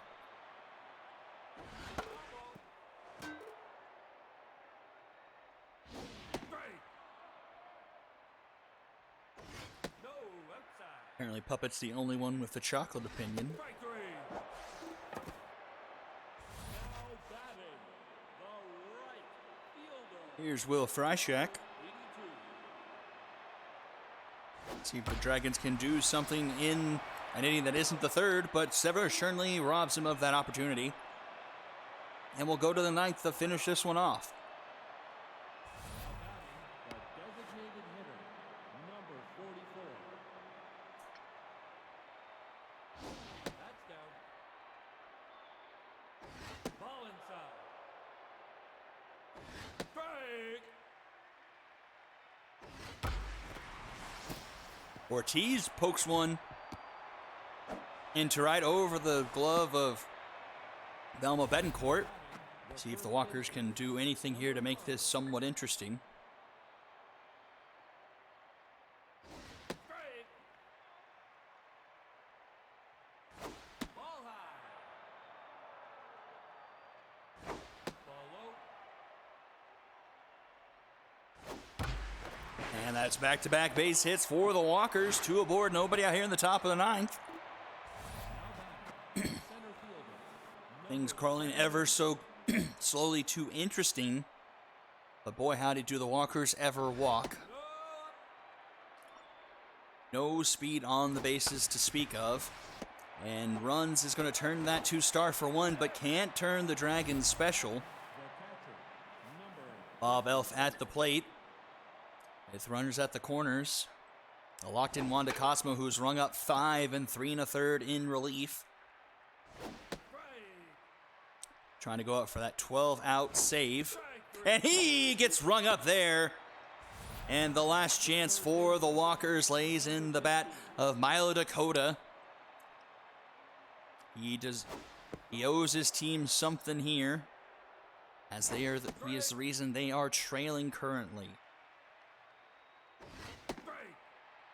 Falls behind 1-2. Probably the last batter Wanda Cosmo will face. 2-2. The 50th pitch from Cosmo is a ball. The count is full. The outs are almost full. Oh, that borderline pitch fouled back. Staying alive is Dakota. Ball 4 grounded to runs.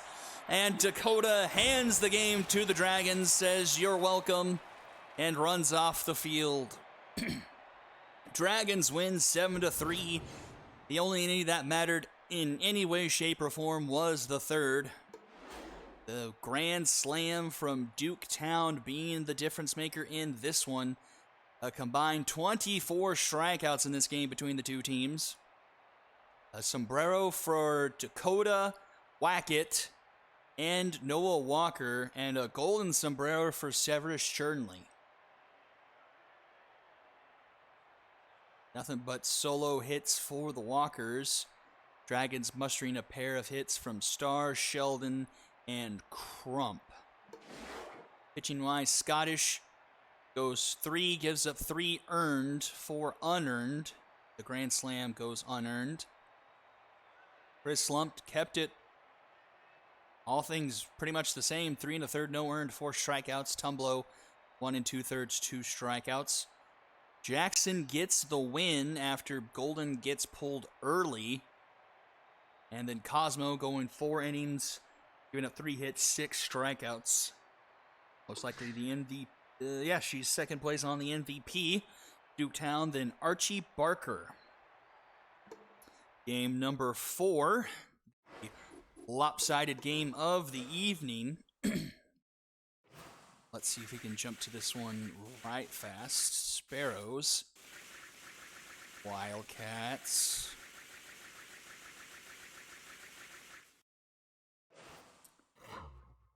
First game for the Wildcats without Jackson Moore, the 4th. Out 4 weeks. A tough pill to swallow if you're the Wildcats. A big player there. Got a bowl at night. Okay, let's see. The Sparrows. I feel like I always have to adjust something. Sparrows. Hendricks Island, Strickland and Wright, Con, Magana, California, It's Larsonian and Seltzer that swapped. Dixon.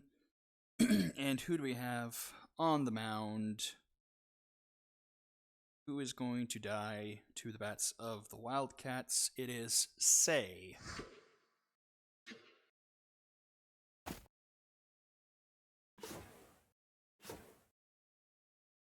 And let's make sure this new Wildcats lineup is correct. We've got Longshanks, Durr, DH, Nee, Sluggington, Jimbo, Bash, Milan, Someday, and Marina.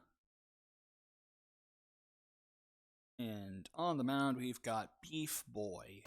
Holy cow. Could we have our first ever special pitching game? Beef Boy. Very, very good.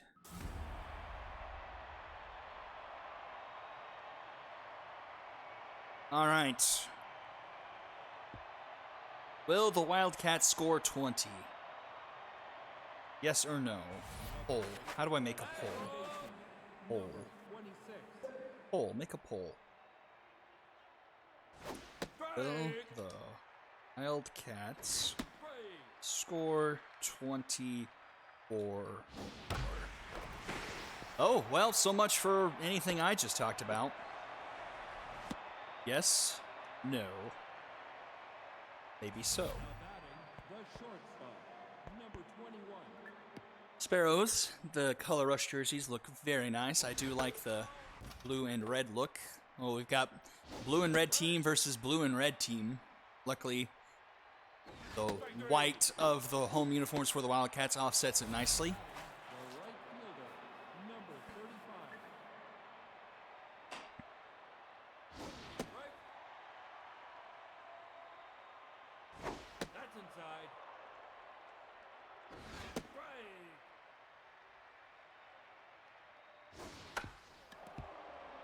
Back to the mound, Beef Boy flips it over to Sluggington in time for 2 away.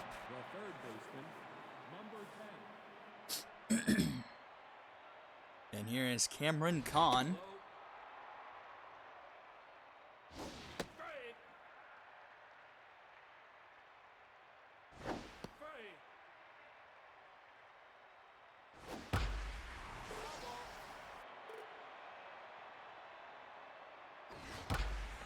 This one's a high fly ball deep into left center, but that is going to get Bengatted as Bobby Jimbo makes the catch, and we go to the bottom of the first. Longshanks, Joshua Durr, and Whitney do up. So it looks like at the conclusion of Week 5 for the Heroic, the Gauchos are the top seed. Both of them are the Overdrafts are at a 750 winning percentage, but the Gauchos do have the head-to-head win there. So Gauchos top seed, Overdrafts get the other bye. Then the Lumberjacks in the 3rd seed. Then got the Dragons and the Wrong Fielders tied. And they also split the season series, so it would go down to the run differential between the two teams. Which the Dragons would have, so the Dragons, I believe, would be 4th. Wrong Fielders 5th, and then 6th would be the Retrievers, a half game ahead of the Vikings, 3-2 versus 3-3.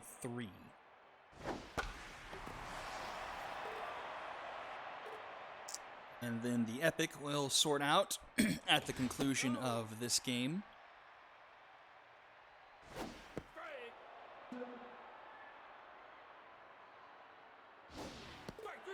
And he gets rung up there. Whitney goes down.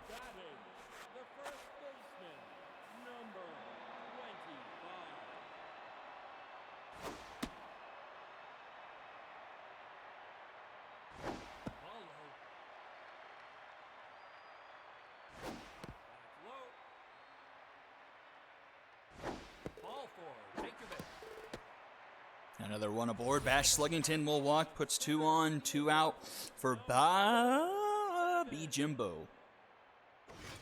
Didn't feel like yelling, but I made it weird. Man, Moonshot's minus 51 run differential. Express at minus 47. Yikes.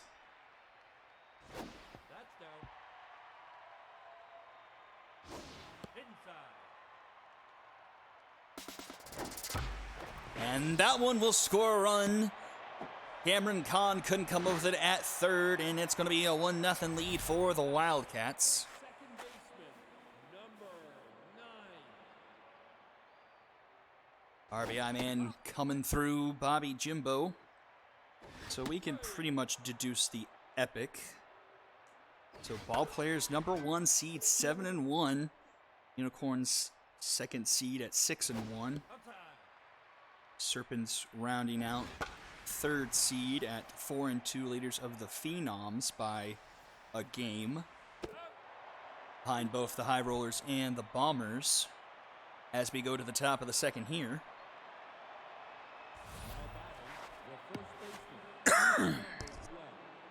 Let's see, 4 spot would definitely be the Stingers, just a half game back of the ball players in that Novas division. Then the Wildcats sitting at 5th, 5-2 right now as Magana goes down on the strikeout. 2 strikeouts now for Beef Boy.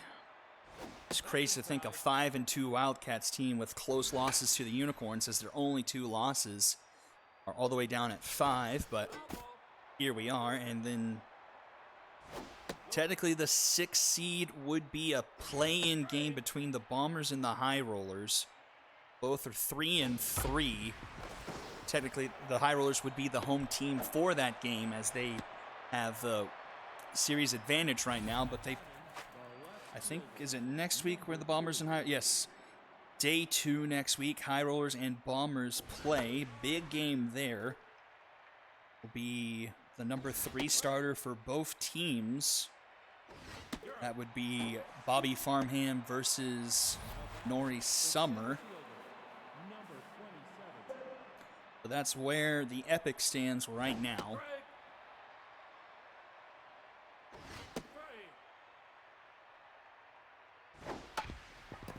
This one, dribbler up the middle, Bash goes for the tag, comes up empty and throws it to first, not in time.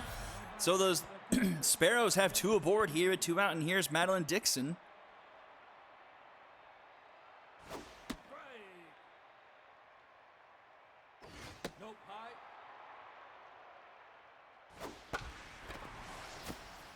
And that's a Bomber special into right. A run will come home to score, and we have a tie game. Shock of shocks. I was thinking Beef Boy could have like a flirt with perfection, but he's given up a run here early. And that one's a trickler. And oh, but not fast enough to beat out the infield single. The Sparrows were that close to taking the lead. 4 hits already through 2 innings off of Beef Boy.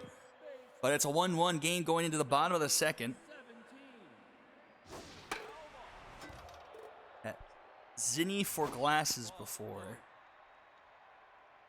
Is that like actual like prescription glasses, or is that kind of like the sunglasses, like blenders and that kind of stuff?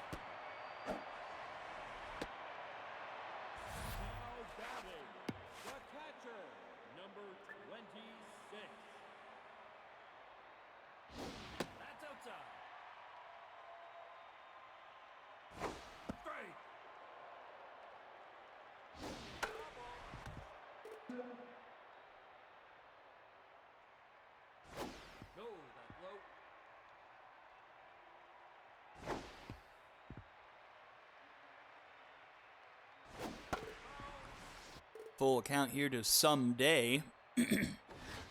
And she gets swung up there by K. Dudsay. 1 away.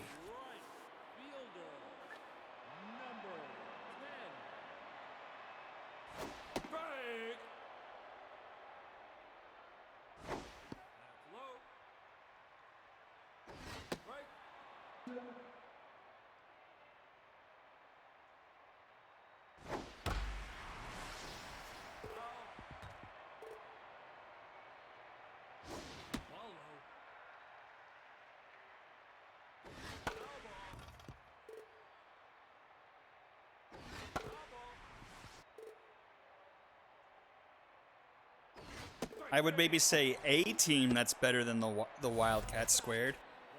Cyclones, no. Unicorns, yes. Sparrows, no. Bombers, no. Knights, no. Serpents, no. I mean, not to diminish what you have done. I mean, you've gone absolute tear and, like, have done really good. I mean, like you said, 27 runs the last 2 games. And, I mean, beating the Unicorns is huge. I mean, but I wouldn't say multiple teams that are better than the Wildcats. I mean, staying a half game behind the ball players is huge. You don't play, or you do play next week. So both of you guys got easy games next week. They've got the Mythic and you've got the Angels. And after that, you've got the Skulls and then the Mythic. So theoretically, Super Saturday of next week, you could take the division lead because the ball players are completely off week 7.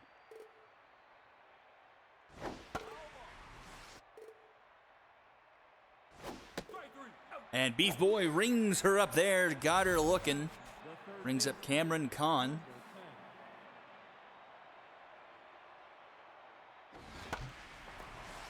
That one's into left. That's going to bomber special in front of Longshanks. I mean, the Serpents lost to Unicorns, I want to say like 9-1. And, well, saying they're better than the Wildcats, I mean, I would lean towards no. Because, I mean, the Wildcats kept it close against Unicorns. Like, really should have won that second game. And, like, the first game was only a 1-4 loss. I mean, and their 2 games combined with the Unicorns, they didn't give up as many runs as the Serpents did in one game.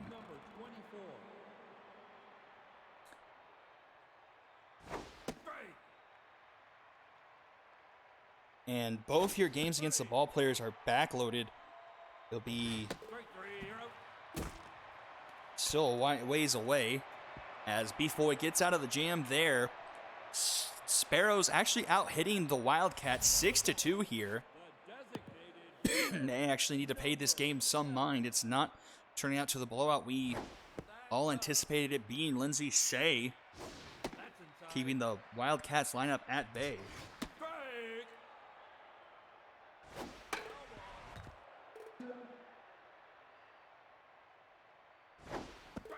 And he gets rung up there. The K-Dud coming through with the K once again.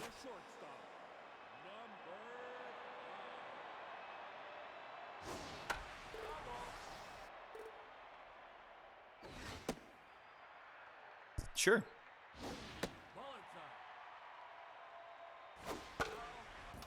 Yeah, you can call me. Here, I'll just call you.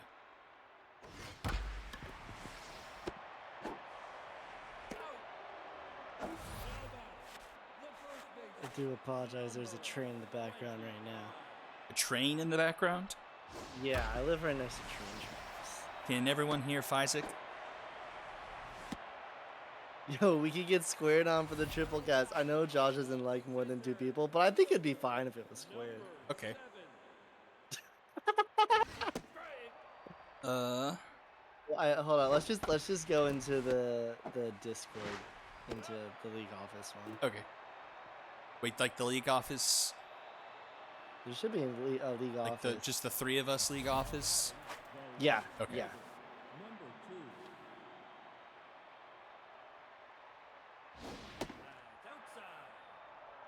So to the top of the 4th we go. Still in a 1-1 ball game here.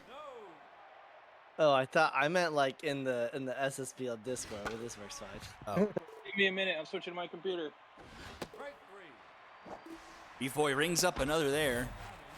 He's got quite a few. Want to say maybe like 5 strikeouts, 6 strikeouts. Can you share? Yeah. That one's up the middle, out of the reach of Whitney, and that's going to be a 1-out single.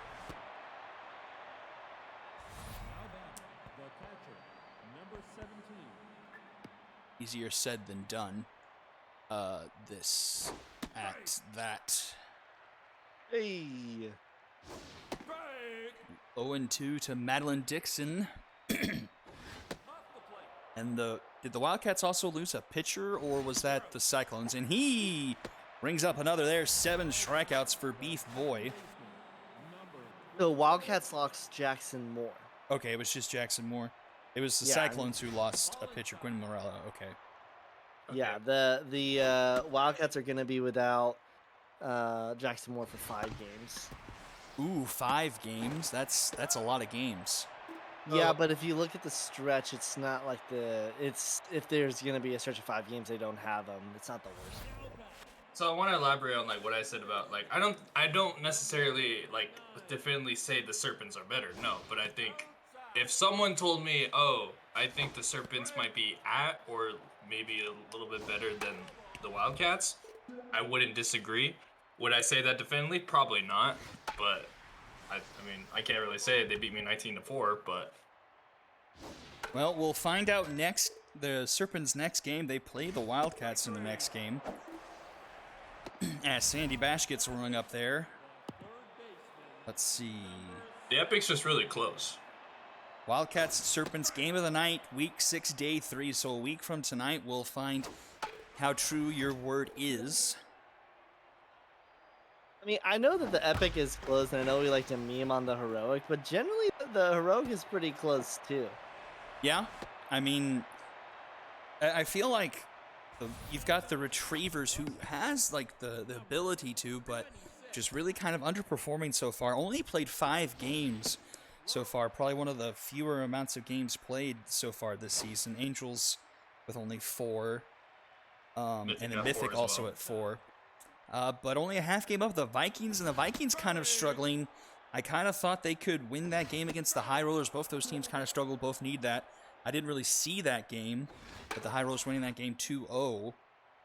Now, discussion about the High Rollers. I mean, is this where we're seeing, the High Rollers regressing with, or are they just having bad luck? In comes Madison Bowl Ball. 2 on, only 1 out for the Wildcats. A chance for them to take the lead. I do want to briefly, before we answer that question, what was the decision between pronouncing "bowl" 2 different ways there? Well, isn't there an NBA player that has a last name like that, but it's pronounced like I'm saying it? I mean, I don't doubt that that's true, but that's just really funny without knowing that context. No, his name's Bull. Oh. Well, semantics. Bases loaded now. 2 strikes on Longshanks. But he connects with that one. That one's by the diving glove of the shortstop, and the Wildcats will retake the lead. To answer your question about the High Rollers squared, this is kind of where I thought the High Rollers would be.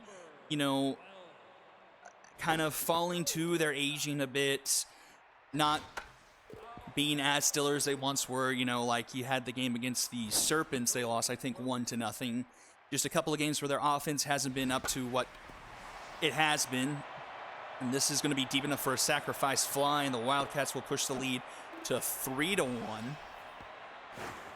Actually, a pretty strong arm there. That was a close throw, but the run will score.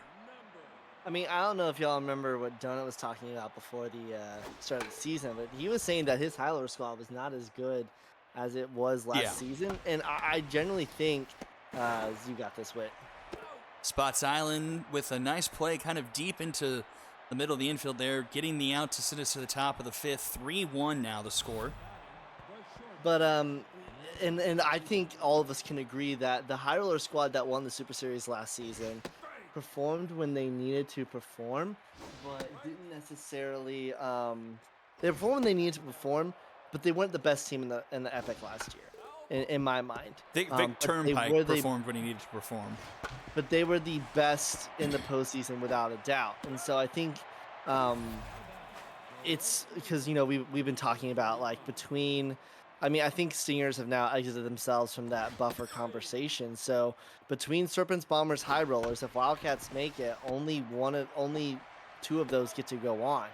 And I personally think, not to blow up your ass, Whit, but I think the Bombers are the best team in that division in terms of like on paper. And so between the Serpents and High Rollers, like I don't know what separates them, to be honest. Mm-hmm. And Bombers, and you know this, you've had some bad luck, especially against, the good teams, 3-4 against the High Rollers, 3-4 against the Ball Players, 4-5 against the Stingers. Like, You've handled business against the Skulls, Sparrows, and Moonshots, but against like the quality teams, you've only lost by 1. So I mean, there's something there. Yeah, it's. I mean, the sky is not falling, especially with all 3 of my losses being by 1 run. But I mean, it's hard to not somewhat trend that way because, like you're saying, the Epic is so tight, and like, I mean, honestly, you're gonna have to have probably at least, I'm thinking, 9 wins to get into the playoffs. And looking ahead at the schedule, like, I've still got the Unicorns, I've still got this Wildcats team, Serpents twice, the Lumberjacks in the second out of conference game. So it's a tough mountain to climb, not getting some of those early wins when we definitely had opportunities against the Stingers. We had our opportunities against the Ball Players and the High Rollers. We had a chance to win that in the 9th before it even went to extra innings. Had the leadoff double from Lexi Luther and did not score. Went to extra innings, and Carol what's her face? Carlita Beltran took care of it. So just getting the offense to wake up is the biggest thing. I Isaac, do also do you- want to say that like it's so different in the Epic Phenoms as well. This is sort of turning into jacked, but that's what happens when you have the blowout game of the night. As surely the Wildcats are on the way out here. Although the Sparrows not going away too quietly. They're kind of bomber specialing the Wildcats to death. Because this team doesn't have a lot of power, but just with how deep Bengata is, like, their outfield's having to chase these balls and can't quite get to them in time. I mean, I never would have expected Beef Boy to give up 8 hits to this team. I will say though that like despite what Josh wants us all to think, the Mythic are the worst expansion team. So for the Galaxy, like the Wildcats and Unicorns have the benefit of they've already played each other twice, as well as they've got Mythic Angels, which they should go 4-0 against. Compare that to like for the Bombers, Serpents, High Rollers. The only walkover they have is the Sparrows, and the Sparrows are the least walkover. I mean, look what they're doing right now here against the Wildcats. Like they're staying within contention. They have double the wins of the closest expansion team. That's just the cool way math works. So it's this Phenoms division. I think like we were anticipating the Novas being a much closer battle. And to be fair, I think the Cyclones just had some really, really bad luck. And then the Skulls, capitulated after realizing what the Ball Players and Stingers were bringing to the table. But if the Novas have probably the more of the closer battle for top division, if not the Galaxy, then I think without the doubt the Phenoms are just the 1, 2, 3. Like I say the Bombers are the best between those 3 teams, but it's honestly hard to separate at times, even with like a 16-game season. And especially with the Serpents taking a loss tonight, and you said it, Isaac, Serpents lose, it gets even tighter. And, the Serpents had a chance to try and separate themselves a little bit. But with that loss, I mean, it's a half game now? It's a full game. It's a full game? For the They're 4-2, Phenoms, right? they're 4-2. High Rollers and Bombers are both 3-3, as that one is a moonshot. That one's going to clear the bull. Nope, not clear the bullpen, but 4-1 now. It's a half game in the Novas, where it's the Ball Players are 7-1 and you're 6-1. So Isaac touched on this, and I want this from you. Are you writing off the Cyclones, or are they on their last life? It's kind of hard. So Marge wrote off the Cyclones. It's tough. They're without Doug Kelly right now. And that is a huge loss for them. I mean, they lost Gwen Morello. 1-0 to the Ball Players. Yeah, Amarillo. Those losses to the Dragons and Wildcats weren't by that much. That loss to the Stingers wasn't by much. The Ball Players wasn't that much. But like, where did they get a break? Because they've got a decent enough schedule here where they've got Sparrows, Skulls, Knights, Mythic, Angels. So if they get 5 wins there, they're instantly 6-5. But unless the Phenoms really eat each other, I don't know what the margin of error is, and they have to win those games. And then you've got to pull out games against the Serpents, Bombers, High Rollers, Unicorns. Like that's a tough order for the Cyclones right now. Like I think it was easy for like the Dragons like going 0-3 and then winning 5 straight. Like it's easy to breathe a little bit more, um, compared to like where with the Skulls were like 1-4, and you don't blame you don't blame Josh for realizing that he wasn't going to compete in the division, because in the heroic it's much easier to get into that 6th or 5th spot compared to for the epic. It's much tighter wrapped. I think, honestly, I think I agree with Wit. I think 9 wins gets you in the playoffs in the Epic. I think maybe 8, depending on how the teams shake out, and if, like, you know, like you said, if the Phenoms start eating each other. In the Heroic, I think I don't know, I think 7 or 8 wins could get you in. I don't think I think it's gonna be the same 9, but I think it's gonna be because there's gonna be one team that separates. Now, of course, you all are privy to some potential transactions, and I think that could shake up what that 4, 5, 6 looks like, or even what that 3 looks like. But I think it's pretty solid to go ahead and state that Overdraft's Gauchos are definitely the battle for the 1. But then for, you know, that 4, 5, 6, again, pending potential transactions, like, it's gonna be really interesting to see who emerges. Like, I genuinely think that the Walkers are gonna fall off. But even if the Walkers do fall off, you've got Vikings, Retrievers, Dragons, Wrongfielders, and those should be the ones that vie for the last 3 spots. And it's hard to say where the difference is. Ooh, that one is gone. Whitney, I think, makes it It's 5-1. Still need a few more runs for this to be the blowout game of the night. Stingers Just a few. with the +6 right now, leading the way. And also just real quickly, like, those 4 teams that are vying for the 4, 5, 6, like the Vikings, stellar starting bullpen, fantastic arm in Tammy John, but I'm not convinced the bats are there, and I'm not convinced the bullpen. See, that's what their big problem has been this year, the bats. And that's something that we kind of thought with the patch, because, like, the Vikings got away last year with Spencer Reed and Riley Reed managing to still hit like 2. They carried so much, even Like, Miyuki. Yeah, like they were hitting like maybe, I don't think it was 300, but it was maybe like 275 or something. And now, like, where, you know, pitching is a lot more heavily influenced, those players are suffering a lot more and not getting those, like, every once in a while clutch hits that made a difference in these low scoring games.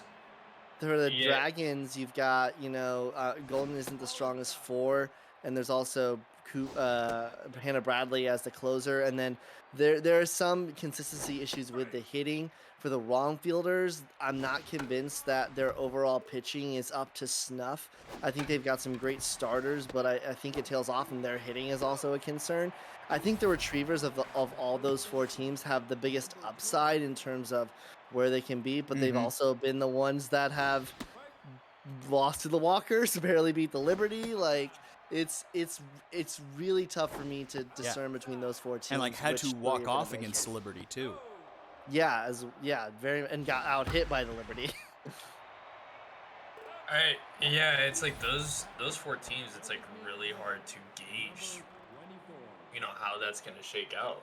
I mean, Retrievers, it's like, are they season way, or is this the season they do it? You know, but I think of all those teams, I think the Vikings are in need of the biggest move, or in the biggest need of a move, especially with their offense. They are the ones that really should have tried to have gotten, like, Wreck Dreams or something. I mean, they I do think have. they should go after Sophie Neuemiller. I think that should be a target.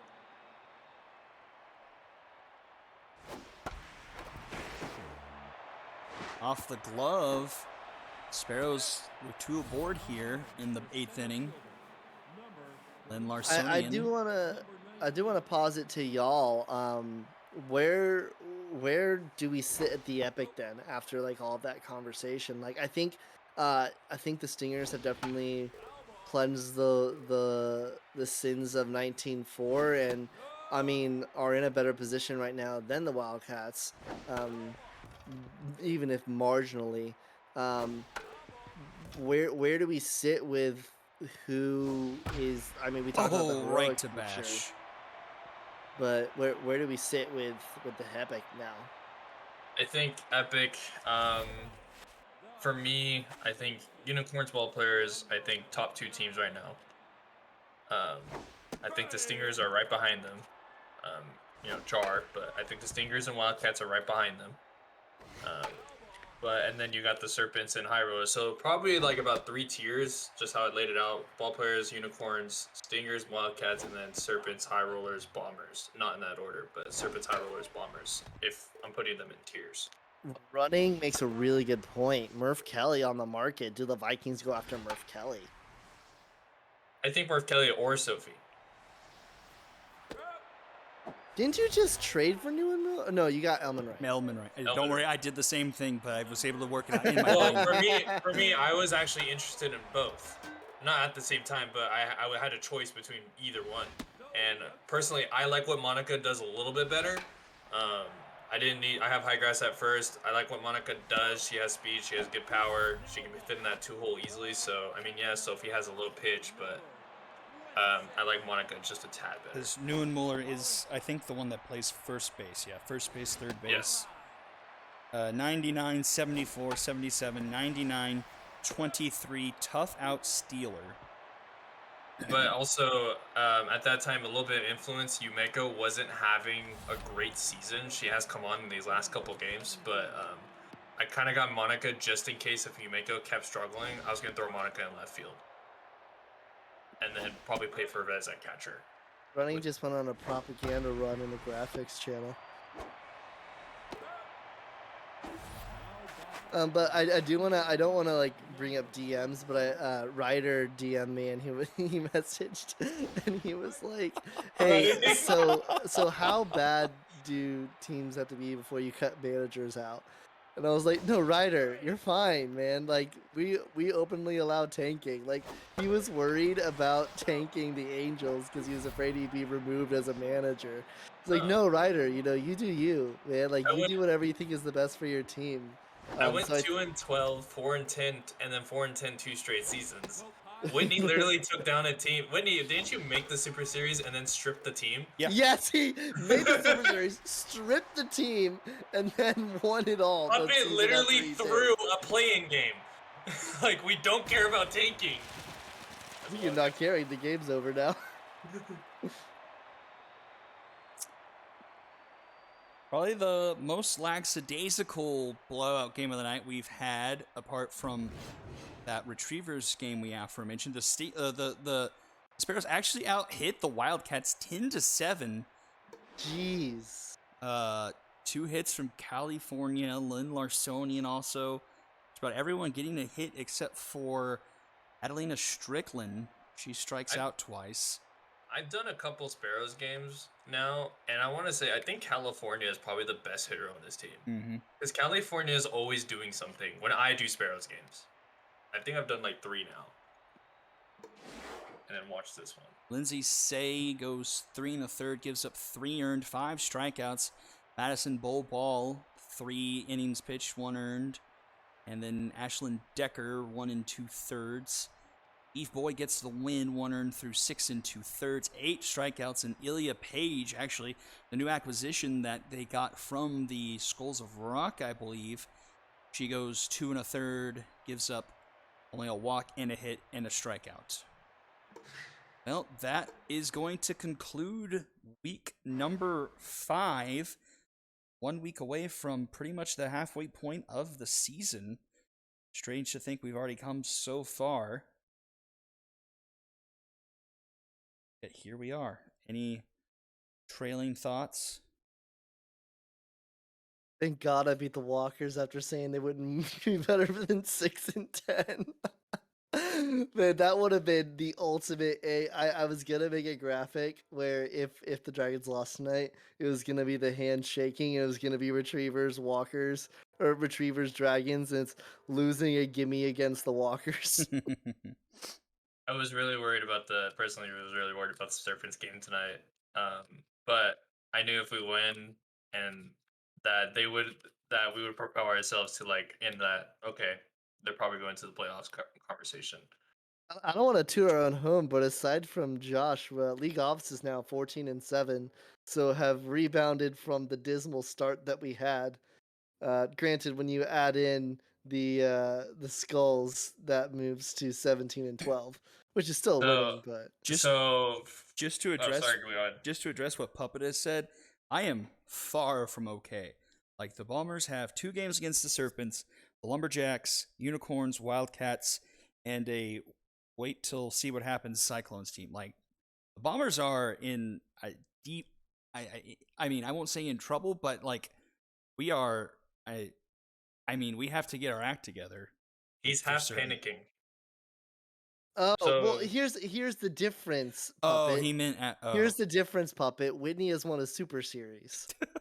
So once the Retrievers win a Super Series, the clowning will stop. Like everyone clowned Whitney, and then he won a Super Series. Also, That's you the way always this works. also you're always the first one to talk smack on the Stingers. Thank you.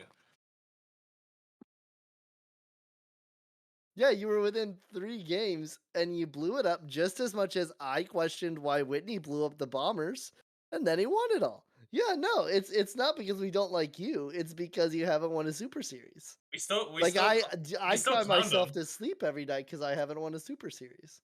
We still clowned him. Oh, So trust before me, we we go- know, Puppet. We know. So before we go, what game are you guys looking forward to next week the most? Personally, for me, Gauchos Dragons, Week 6, Day 1. I think that'll be a real test to see like the Dragons. I think have at least now made it known that like they're going to be in that vying for a higher wildcard seed. And This game is like how much can you erase the first 3 losses of the season and legitimately say like can you actually make a run at the heroic, or is this the Gauchos and overdraft season to make it through? and all, Personally, I say, I don't know, it's really hard, but I'm gonna say Wildcat Serpents just from the discussion that we had earlier. yeah, all the games of the night are really big. Dragons, Gauchos, kind of a measuring stick game. I mean, to kind of give the Gauchos a second loss in that division, like make that a really close race potentially for the Dragons, and then Overdraft Retrievers. That's a huge Icons game. And then what Squared said, Wildcat Serpents, another kind of measuring stick game in between divisions in the Epic. So kind of a really big kind of like who's got what week for you. Puppet, is it a myth if it's fact? Because I'll be honest with you, that I don't know if you realize dude. how good that overdrafts team is. The overdrafts are really good, and I just want to say, and this is gonna be a jar moment, I called it. I really like the overdrafts team before the season started. I think that they've got some issues in the bullpen for the overdrafts, but dear lord, that offense. If That you win, I offense- mean that's a huge win for the Retrievers. But I mean, it's a huge Overdrafts. because the Retrievers moved to 4-2, overdrafts to 6-3. Very much puts the Retrievers in control of like changing the dynamics of the Icons. But again, like the Retrievers have to be a better team than getting doubly out hit by the Liberty and losing to the Walkers. like I have the Gauchos as the top team in a heroic, and the overdrafts lost by 1 to them, and it was a great game. So I mean, hey, Retrievers, good team. I think if they won, I would not be shocked. But if you had to ask me who's gonna win this game, I'll take the overdrafts.